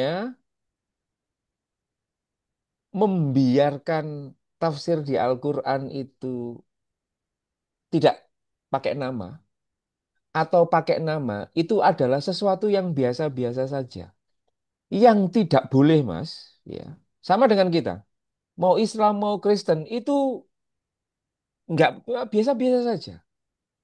Yang tidak boleh itu adalah ketika kemudian kita mulai menamakan sesuatu, lalu kemudian kita menjadi fanatik, ya, kita mulai menjadi fanatik dan kemudian mencari korban atas keinginan kita menjadi luhur. Bagi saya itu yang menurut saya agak problematis, Mas, itu, Mas. Makanya saya selalu mengedepankan seperti ini. Merasa baik itu betul, Mas. Ya, merasa benar itu baik. Jadi kalau jenengan mengatakan merasa bahwa yang benar itu ya Ismail, yang Ishak, ya nggak apa-apa. Tapi giliran kita meletakkan kata paling sebelum kata benar itu menjadi bermasalah. Misalkan, ya yang paling benar Ya, apakah Ismail atau Ishak? Yang paling benar itu ya Ismail. Nah, kata paling itu yang akan bermasalah karena apa? Kata paling itu selalu membutuhkan korban, selalu membutuhkan pihak lain berada di bawah posisinya dia itu. Kayak gitu. Jadi bagi saya, bagi mereka, ini seruan saya ya, bagi mereka yang apa, kalau misalkan ia memberikan nama Ismail terhadap orang yang akan dikorbankan itu akan membuat dirinya menyalahkan orang lain, sebaiknya tidak usah memberikan label Ismail itu sendiri. Secara sederhananya begini, api endi aku duwe agama tak gak duwe agama. Kalau saya ditanyaan, aku ini enaknya punya agama atau tidak punya agama, saya akan tanya balik. Kalau kamu punya agama, saya yakin apa kamu nanti bisa menjadi lebih baik, tidak nyalah-nyalahin orang. Oh, saya semakin yakin An bahwa kalau nanti saya punya agama, saya akan menjadi pribadi yang lebih baik. Ya, kamu harus memeluk agama. Tapi kalau kamu memeluk agama, kok setelah memeluk agama, akhlakmu menjadi jelek, kamu makin nyalah-nyalahkan orang, ya kamu sebaiknya tidak perlu memilih untuk itu. Seperti itu. Nah, pilihan saya ketika menstudi soal ini ya, biasanya kan orang kalau menstudi soal ini, Ishak dan Ismail kemudian menjadi goyah dan kalau saya enggak. Jadi menurut saya keislaman saya semakin kuat, ya, semakin kuat dalam arti ya saya meyakini Islam sebagai agama yang benar. Di satu sisi saya juga merasa pada saat yang bersamaan itu merasa kekristenan, agama yang lain itu juga jalan yang sama-sama setara dengan Islam untuk bisa memberikan kemungkinan orang lain menjadi hidupnya jauh lebih baik kayak gitu. Termasuk dalam konteks ketika saya memilih dalam surat As-Saffat ayat 101 sampai 107 itu siapa yang disembelih? Saya akan ngomong kayaknya itu Ishak. Karena apa? Karena kalau menurut ini orang yang penyabar dan lain sebagainya, ini Ishak banget deh orangnya. Kalau yang agak berangasan misalkan atau agak agak agak preman begitu kayaknya Ismail. Tapi berhubung di situ ada kata-kata Halim gitu ya. Tapi memang kan hanya orang-orang yang ngerti saja yang soal itu kayak gitu. Menurut saya begitu, Mas Dar. Ya, Semoga bisa dipahami gitu, Mas. ya memang yang Eh, kasihan tuh yang orang awam yang di bawah. Nah, makanya Itu yang Mas, kasihan. Dar, saya sangat kenapa saya di grup WA grup Rumah Bineka tadi saya kan share acara ini ya, ada pendeta Nanda juga gitu. Saya selalu memuji upaya-upaya progresif seperti ini gitu kan. Muka-muka di sini juga ada orang Islam yang juga ikut serta di sini sehingga pencerahannya menjadi lebih baik dan apa dia menjadi lebih kuat Islamnya tanpa harus menyalahkan agama yang lain, tapi justru meyakini bahwa Islam itu tidak mungkin hadir, tidak mungkin ada tanpa bantuan agama-agama sebelumnya. Jadi akhirnya beragamanya itu beragama yang rendah hati gitu loh, Master. Ya, Tapi sayangnya ya itu tadi ya, kajian kayak gini tuh nggak terlalu mengenakkan. Yang enak itu yang polemis-polemis gitu loh. Yang, wow, Gusti Yesus ini Gusti Taga, Nabi Muhammad ini poligami piye. Ah, ya, kayak kayak gitulah. ya. Seenak itu yang disembelih itu kambing. Iyalah, kayak gitu kan. Tapi kalau kalau dulu ada YouTube-nya, saya kok yakin itu Ishak itu. Pasti itu. Betul Nun. Kebiasaan. Nggih, nggih, nggih. Sami-sami. Oke, ini ada pertanyaan tempat tinggal Ismail dan Hagar pada waktu itu di mana? Versi Kristen dan Islam katanya berbeda. Nah, kalau versi Kristen itu setelah diusir, itu ya Asyur. saya cek Nggih. coba dulu ke Berseba, kemudian ke daerah Padang Gurun juga Paran, dan Paran itu yang sebenarnya juga disinyalir ada kemungkinannya sampai di daerah barat Laut Arab itu. Jadi Begitu ya. Mengenai benar dan tidaknya Paran itu langsung berkaitan dengan Arab, saya tidak berani mengklaim juga, gitu. Aku kalau seperti itu nggak dijelaskan ya. Di Al-Quran nggak dijelaskan. Mm.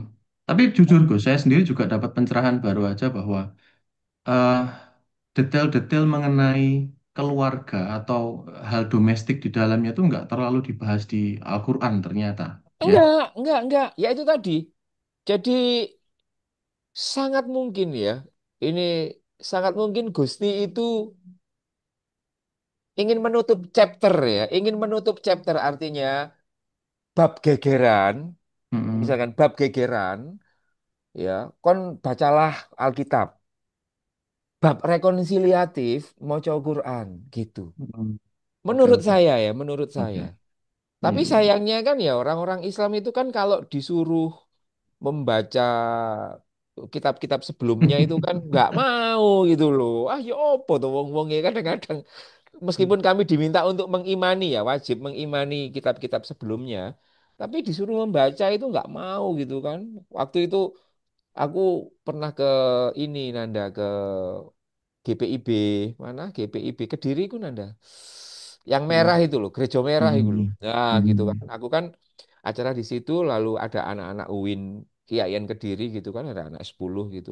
Ketika selesai ada kitab besar Alkitab di depan gitu kan, terus tak suruh pegang itu ya sama agak-agak takut. Ini kitab Injil, kitab Taurat dan lain sebagainya. Ya nggak apa-apa dibuka.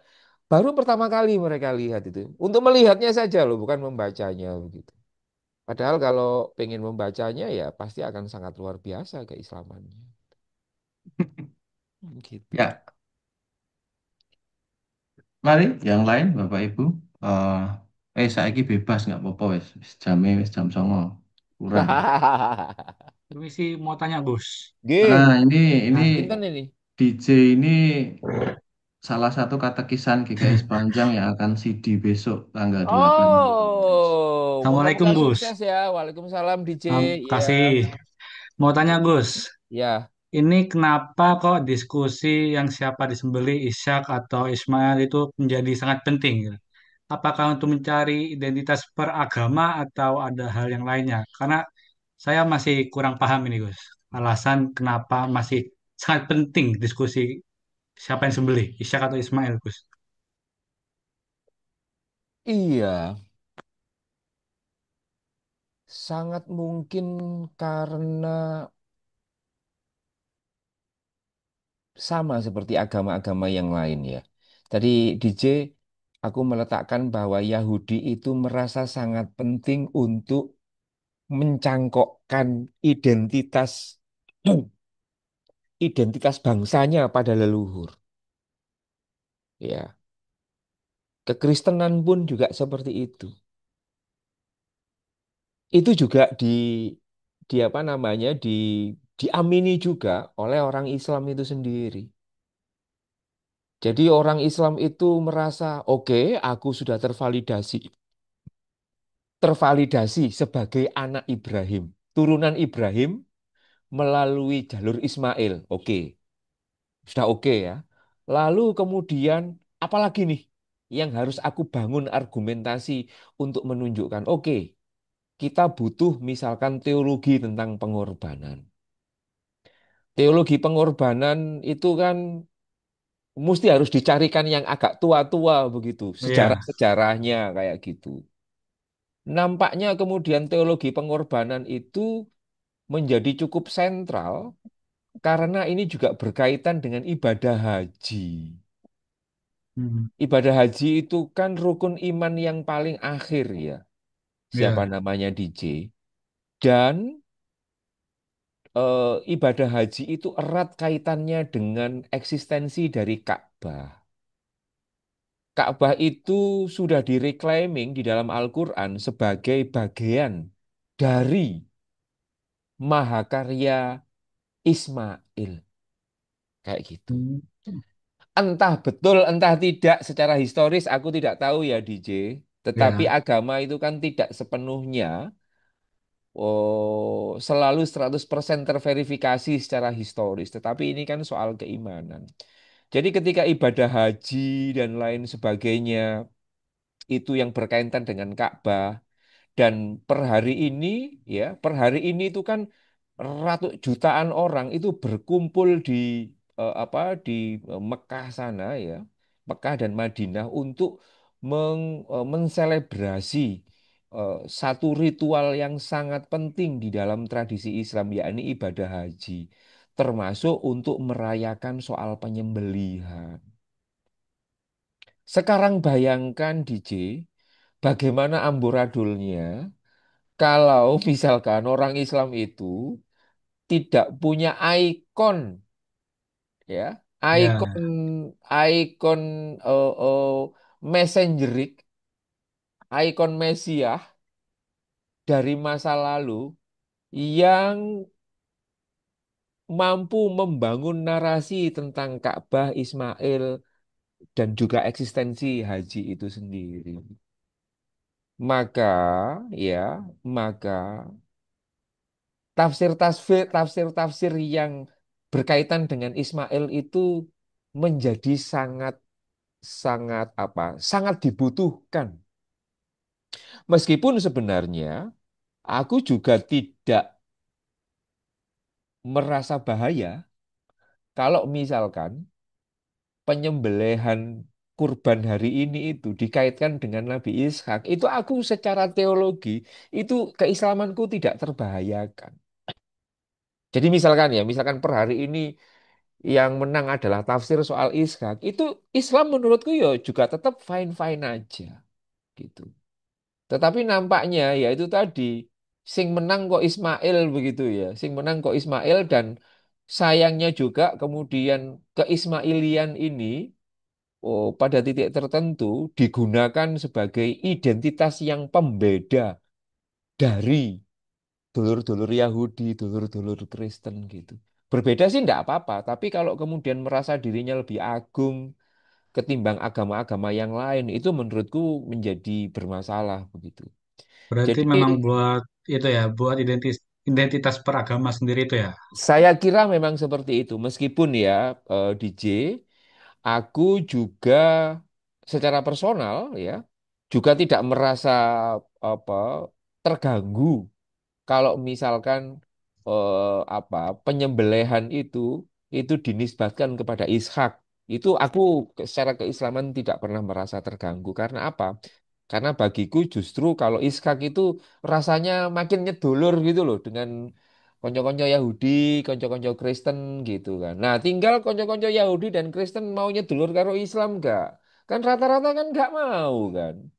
Rata-rata Iya. bukan bukan teman-teman GKI loh ya, bukan teman. Kalau GKI oke. Tetapi apa namanya? Jadi sama-sama nunggu begitu pendeta Nanda.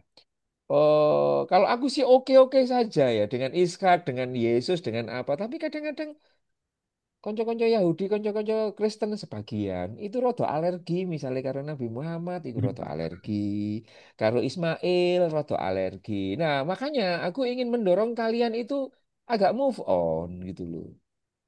Jangan merasa bahwa kekristenan kalian akan runtuh kalau misalkan rodok ngomong Ismail, Ismail titik, terus kamu merasa kekristenanmu runtuh. Nggak kayak gitu juga gitu loh.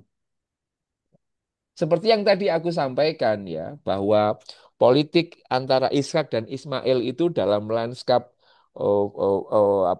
genealogi politik Yahudi, kekristenan dan Islam itu diletakkan menjadi vis-a-vis. Nah, jangan sampai kita ini kemudian mewarisi doktrin-doktrin yang fanatik menyangkut soal dua sosok ini begitu. Sakno Ismail itu wis dikuyo-kuyo begitu kan yo mesake to, mosok dikuyo-kuyo gak diakoni mbek kanca-kanca Kristen kan yo mesake gitu loh.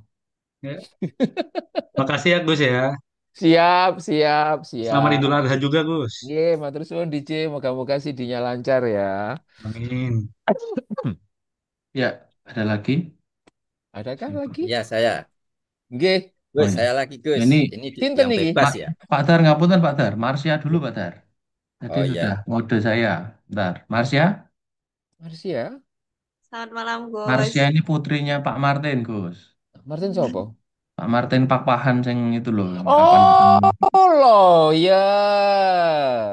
Marsa berarti Pak Pahan nomor berapa kamu, Marsa? Kenapa? Pak Pahan nomor berapa? Nomor 2. Oh, kamu itu Anak nomor dua, urutannya nggak tahu tuh. nggak tahu ya urutannya. Iya, ya, silakan, silakan, silakan silakan Ya, tuh. sebenarnya saya sudah sangat menyimpan pertanyaan ini bahkan sejak SD. Oh iya, wes, wes, nang ditokno saiki. Dulu itu pas SD, guru saya pernah bilang, sebenarnya eh, kita, guru SD ku Katolik dulu. Iya, Kita itu sama kayak kayak Islam, apa bahkan sebenarnya orangnya itu sama, tapi namanya aja yang beda. Nah, iya. pertanyaannya adalah, apakah sebenarnya eh, tokohnya itu memang tokoh dan ceritanya itu memang beda atau sama tapi dengan sudut pandang yang berbeda. Ini tokoh apa ini? Cerita soal apa, Tak? Jadi pas itu Soal apa penyembelihan, ya? tak? Enggak, bukan. Soal apa, tak? Pokoknya random aja gitu tiba-tiba bahas kayak tentang Bunda Maria itu kalau di Katolik dan Kristen tuh Bunda Maria, kalau di Islam tuh apa gitu. Pas itu. Mariam, Mariam. Ya Bunda Mariam. Iya. Terus untuk semua tokoh lah, nggak cuma satu satu tokoh doang. Oh iya. Terus Ya, pertanyaanmu apa, Marsha? pertanyaan sebenarnya emang beneran beda atau sebenarnya memang sama, tapi cerita atau sudut pandangnya Point aja of yang view, beda. point of view-nya berbeda. Iya, betul. Misalkan aku pilih dua tokoh ya, Marsha ya. Pilih dua tokoh yang sangat, yang tidak banyak debat lah, tidak banyak debat ya antara Islam, Kristen dan Katolik. Misalkan Bunda Maria, Bunda Maria misalkan itu relatif 90% sama, sama ya. Artinya perawannya gitu kan. Perawannya. Mungkin yang nggak sama ya detail tentang lahirnya di mana gitu kan. Lahirnya di apakah di kandang kuda, di kandang apa misalkan di kandang domba atau di Pangelungan atau di detail-detailnya mungkin ada beberapa, tapi more or less itu overall itu sama begitu. Nah, itu di Bunda Maria itu sendiri ya, apa namanya. Terus kalau soal Yesus menurutku yang ini dianggap agak problematik ya. Agak problematik itu begini, Marsha. Orang Islam mengatakan, oh Yesus itu ya bukan Nabi Isa. Kalau yang Kristen ngomong, oh Isa ya tutup Nabi. Kalau Isa ya bukan Yesus dan lain sebagainya. Ya aku ingin mengatakan ya mereka benar ngomong seperti itu, tapi ya tidak sepenuhnya benar kayak gitu. Karena apa? Karena yo Isa itu ya Yesus itu ya. Isa itu ya Yesus. Kemarin itu kan kenaikan Tuhan Yesus Kristus. Dulu itu kan kenaikan Isa Almasih. Kan ya sama saja. Di kalau di Al-Quran namanya Isa, kemudian kalau di Barat namanya Yesus dan lain sebagainya. Yang berbeda adalah point of view-nya ya, POV-nya, POV-nya itu yang berbeda gitu. Misalkan dalam soal penyalipan kayak gitu ya. Dalam soal penyalipan, orang Kristen menerima penyalipan itu sebagai realitas historis sekaligus realitas teologis. Diterima. Orang Islam itu eh, tidak meyakini itu. Karena apa? Karena bagi orang Islam eh, kami agak berat untuk menyaksikan kekasih Tuhan itu diperlakukan seperti itu. Maka kami memilih untuk melakukan apa denial ya, denial to honor. Memilih penyangkalan dalam kerangka untuk menghormati beliau. Begitu. Apa namanya? Tidak mengakui penyalipan itu. Meskipun secara historis aku lebih meyakini bahwa Apa kata sains kayak gitu. Kalau sains misalkan mengatakan Gusti Yesus itu disalib, ya disaliblah beliau kayak gitu. Tapi banyak orang-orang Islam yang memang masa sih An kamu membiarkan kekasih Tuhan itu ditampilkan sedemikian nistanya disalib. Itu kan nggak bisa di dalam tradisi kita. Orang masa kayak gitu ya kita harus nutupin aib orang masa orang suci kayak beliau terus kemudian dipertontonkan seperti itu ndak bisa kayak gitu. Jadi ini sebenarnya persoalan rasa dan persoalan apa ya Marsha ya. Marsha kamu pernah ke ini nggak Marsha? Pernah ke ibadah tutup peti nggak Marsha? Sepertinya pernah. Ya, Pernah pernah. ya, iya. Di Kristen ya Kristen. Itu setaumu eh, dia dipakein bagus atau tidak? Maksudnya kalau di dalam peti itu. Dipakaikan bagus. Bagus ya. Bahkan kalau misalkan ada orang kecelakaan, itu misalkan ininya jelek, itu kan mesti harus di make up dan lain sebagainya kayak gitu ya. Kayak gitu. Nah, sama dengan cara pandangnya orang Islam. Cara pandang orang Islam juga seperti itu, bahwa orang itu harus ditampilkan bagus, tidak boleh kelihatan bopengnya, tidak boleh kelihatan dia itu jelek dan lain sebagainya. Cara pandang itulah yang kami perlakukan kepada Gusti Yesus. Gusti Yesus tidak boleh ditampilkan jelek, tidak boleh, tidak boleh. Dia harus dia dicarikan cara bagaimana supaya dia tidak sampai disalib begitu. Meskipun sebenarnya secara historis disalib, tapi itu dalam kerangka seperti apa?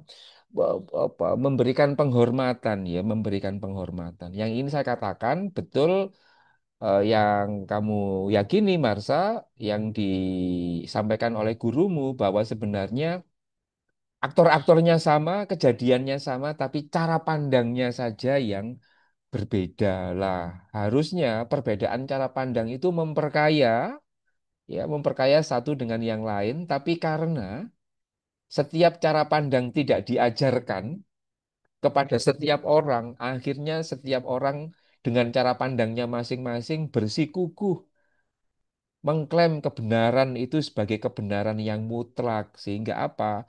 Sehingga ya itu tadi, orang gampang nyalain, orang gampang ini, dan lain sebagainya. Ini yang menurutku menjadi menarik, tidak tahu pengalaman pengalaman masing-masing. Misalkan kamu, orang kalau lihat tuh, Marsa Pak Pahan, berarti kan Batak. Ya Batak, kamu memang secara biologis Batak.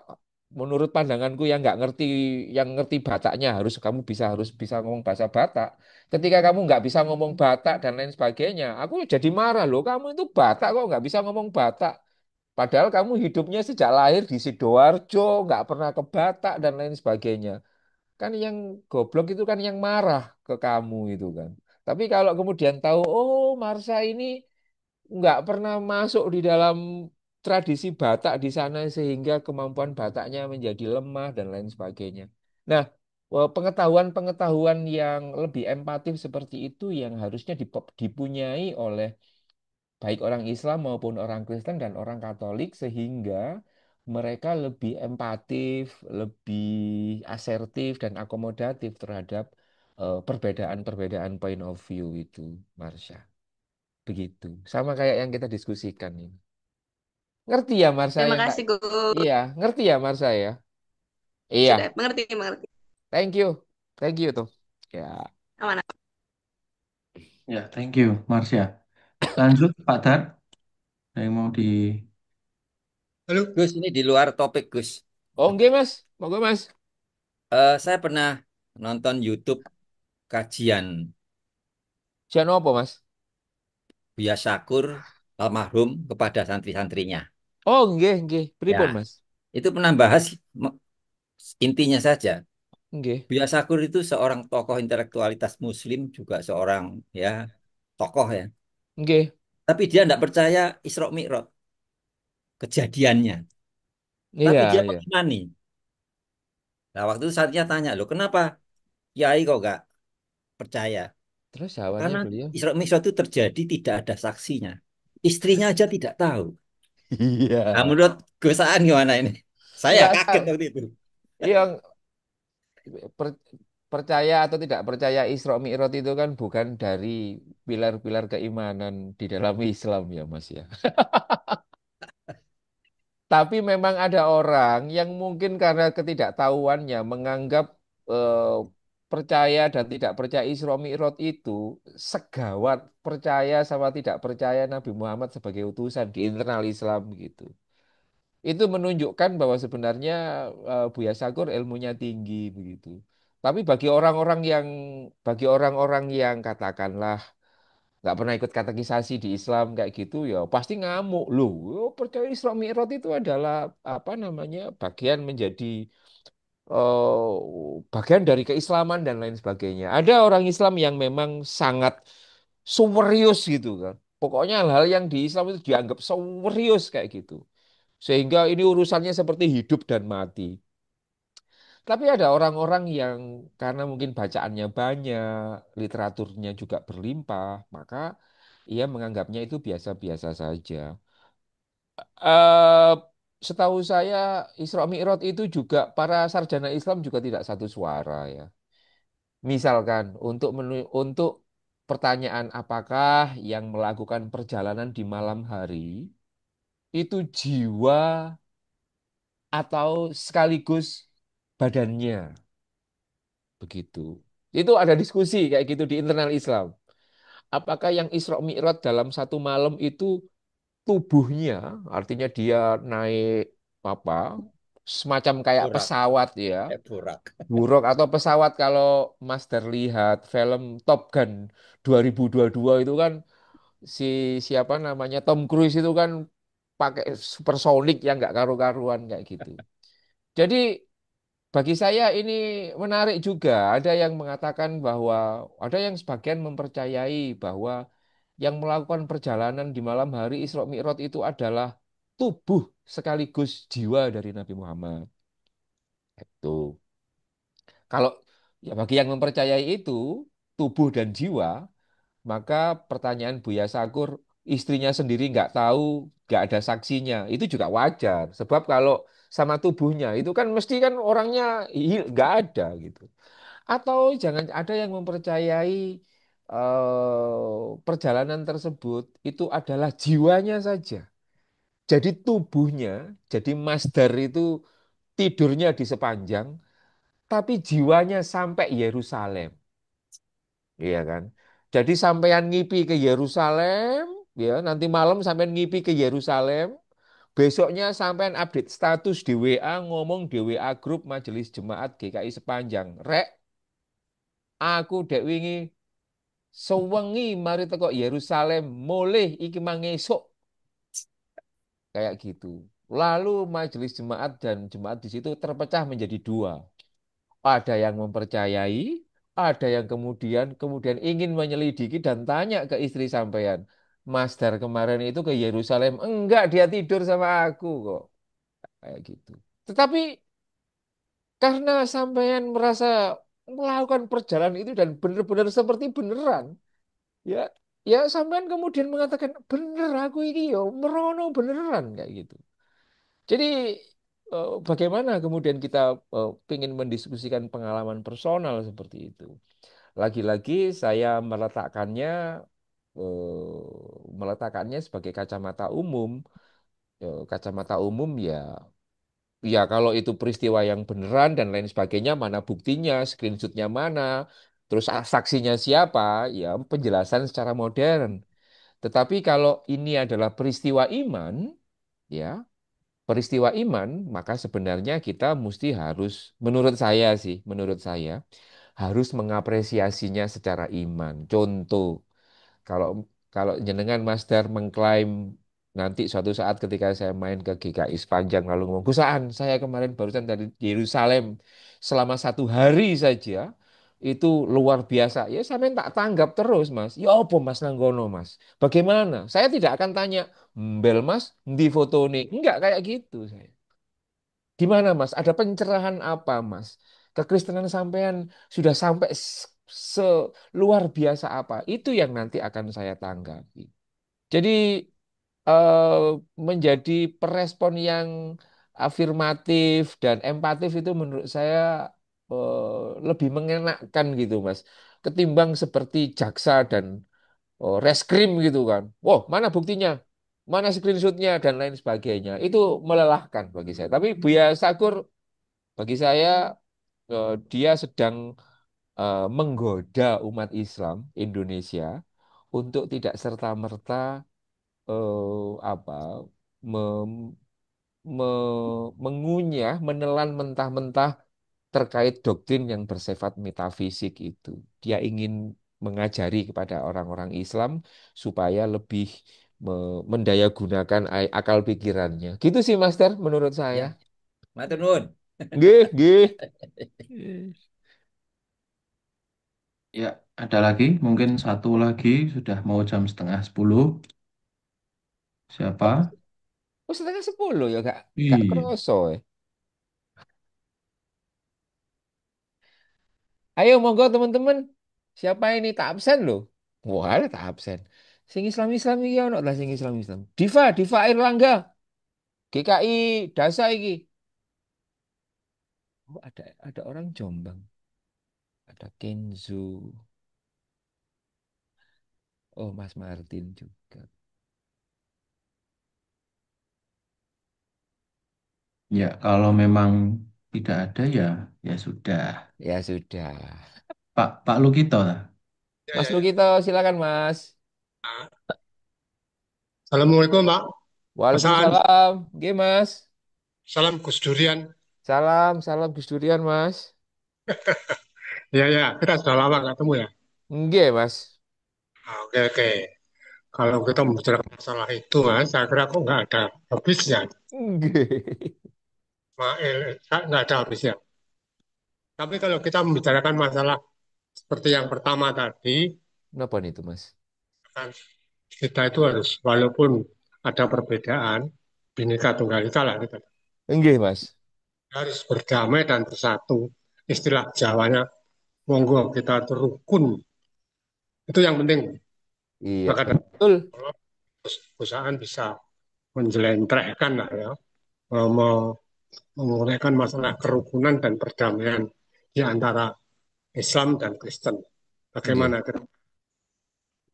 Oh, Iya, iya, Mas Wahyu. Mas Lukito. Eh, kerukunan menurut saya itu ada dua level ya, Mas Lukito ya. Terlihat rukun. Terlihat rukun nih. Misalkan saya dengan sampean rukun, Mas.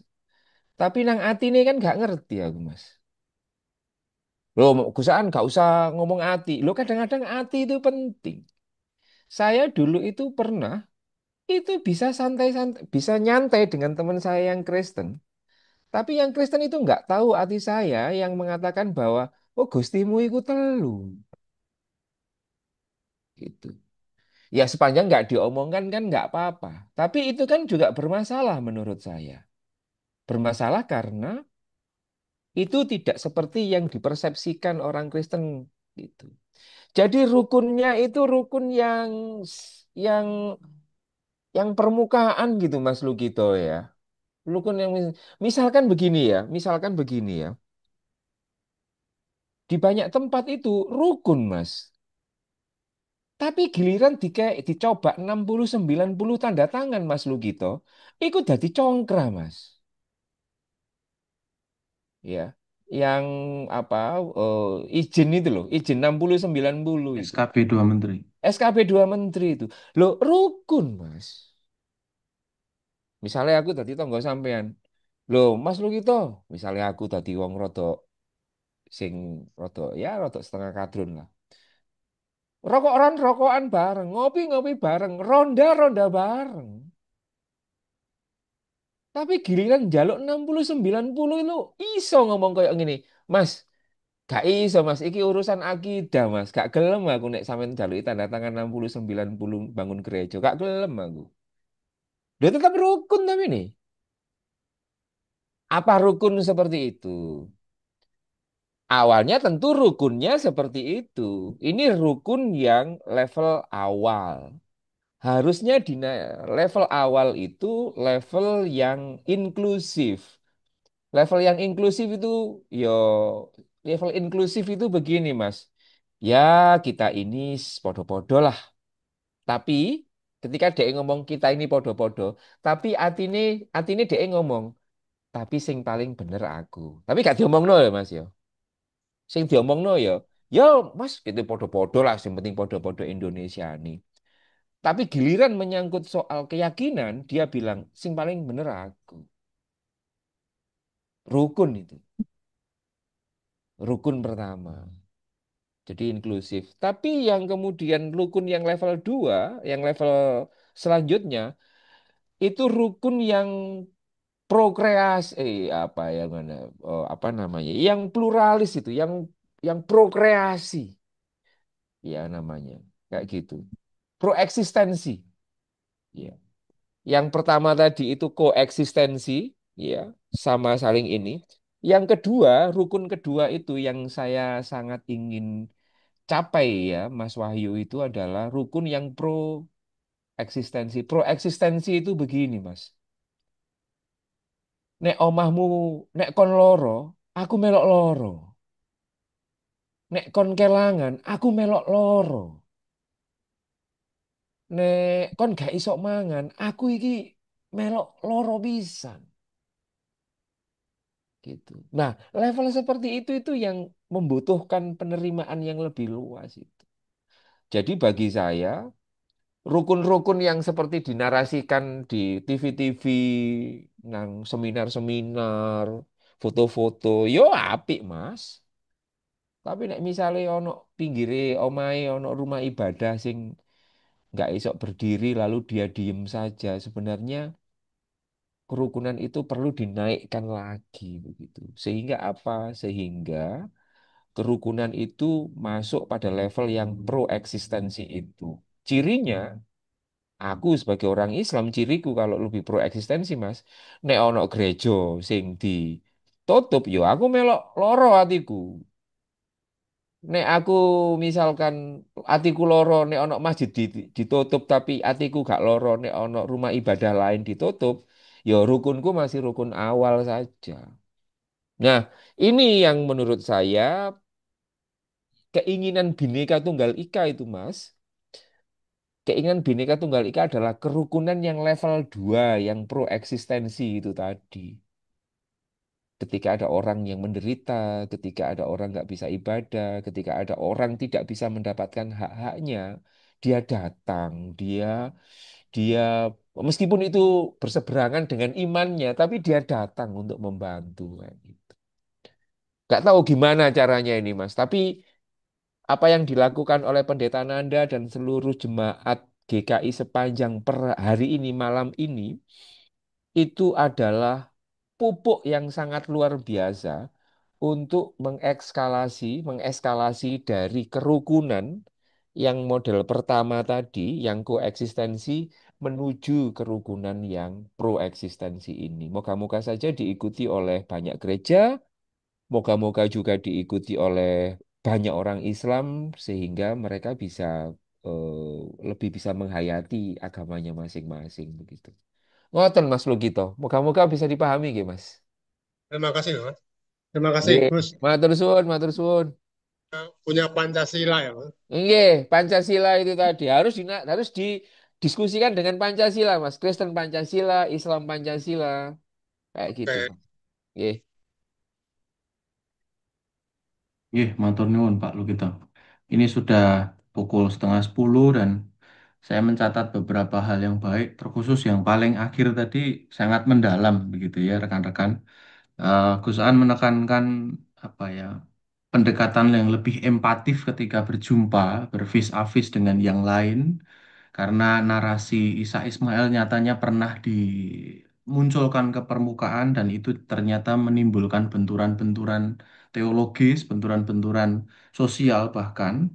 Nggih. Tetapi justru perbedaan itu memperkaya dan kalau tadi Gus Aan sempat ngomong pertanyaannya Marsha tentang Maria, tentang Yesus, khususnya Maria, Gus Aan itu membahasnya dengan saya di circa 2019 sebelum pandemi di Pastori, kalau Gus Aan Iya, ingat. Oh iya, iya, iya, iya. Kita mencoba memperbandingkan kajian Maria di Alkitab dan di Al-Quran itu berbeda, ada Hmm. yang sama, ada yang berbeda di beberapa titik, dan nyatanya saya tetap teguh menjadi seorang pendeta dan Gusaan tetap teguh untuk menyiarkan Islam dengan caranya yang luar biasa dan unik begitu ya. Dan satu hal juga yang menurut saya ini cukup menggelitik. Kenapa? Karena ketika Gus Aan mencoba memaparkan penceritaan ataupun narasi Ishak dan Ismail secara sudut pandang Perjanjian Lama, Alkitab itu sangat luar biasa bagus loh. Luar biasa bagus. Ini jadi pertanyaan kita sendiri yang Kristen ini mengupasnya dengan bagus atau tidak gitu ya. Sing Enggak lah. sedulur muslim saja pengetahuannya baik. Kita misalkan enggak ini berarti jadi tanda bahwa nyatane PA tetap harus dieksistensikan, harus tetap dilanggengkan untuk kita belajar bareng. Oke, barangkali ke depan kita bisa berjumpa dengan Gus Aan lagi. Amin, Barangkali amin. Iya, onsite Gus Aan bisa rawuh ke amin. Sepanjang begitu. Siap, siap, siap pendeta Nanda. Eh, Sekali lagi terima kasih untuk kehadiran Gus Aan dan semuanya. Kami sebagai majelis jemaat dan juga anggota jemaat simpatisan ngaturaken sugeng dinten Riyadi Idul Adha. Mugi Amin. tansah binerkahan ing Gusti Gus. Amin, matur suwun, matur suwun, matur suwun, Ya, pendeta Nanda dan semuanya. oke. Mari kita tutup dalam doa PA malam hari ini. Mari kita berdoa. Syukur kami naikkan kepadamu ya Tuhan karena malam hari ini kami mendapatkan sebuah perjumpaan yang memperkaya setiap kami secara wawasan pengetahuan, tetapi juga justru menebalkan iman kami, iman percaya, tetapi bukan untuk menyalahkan yang lain, bukan untuk merendahkan yang lain, tapi ini iman yang nyata yang ada di negeri Indonesia ketika kami ada hidup bersama dengan yang lain. Dan terima kasih kalau hal-hal itu boleh kami dapatkan ketika Engkau boleh mengutus anakmu, Gus Aan Ansori, membersamai kami dalam belajar di malam hari ini.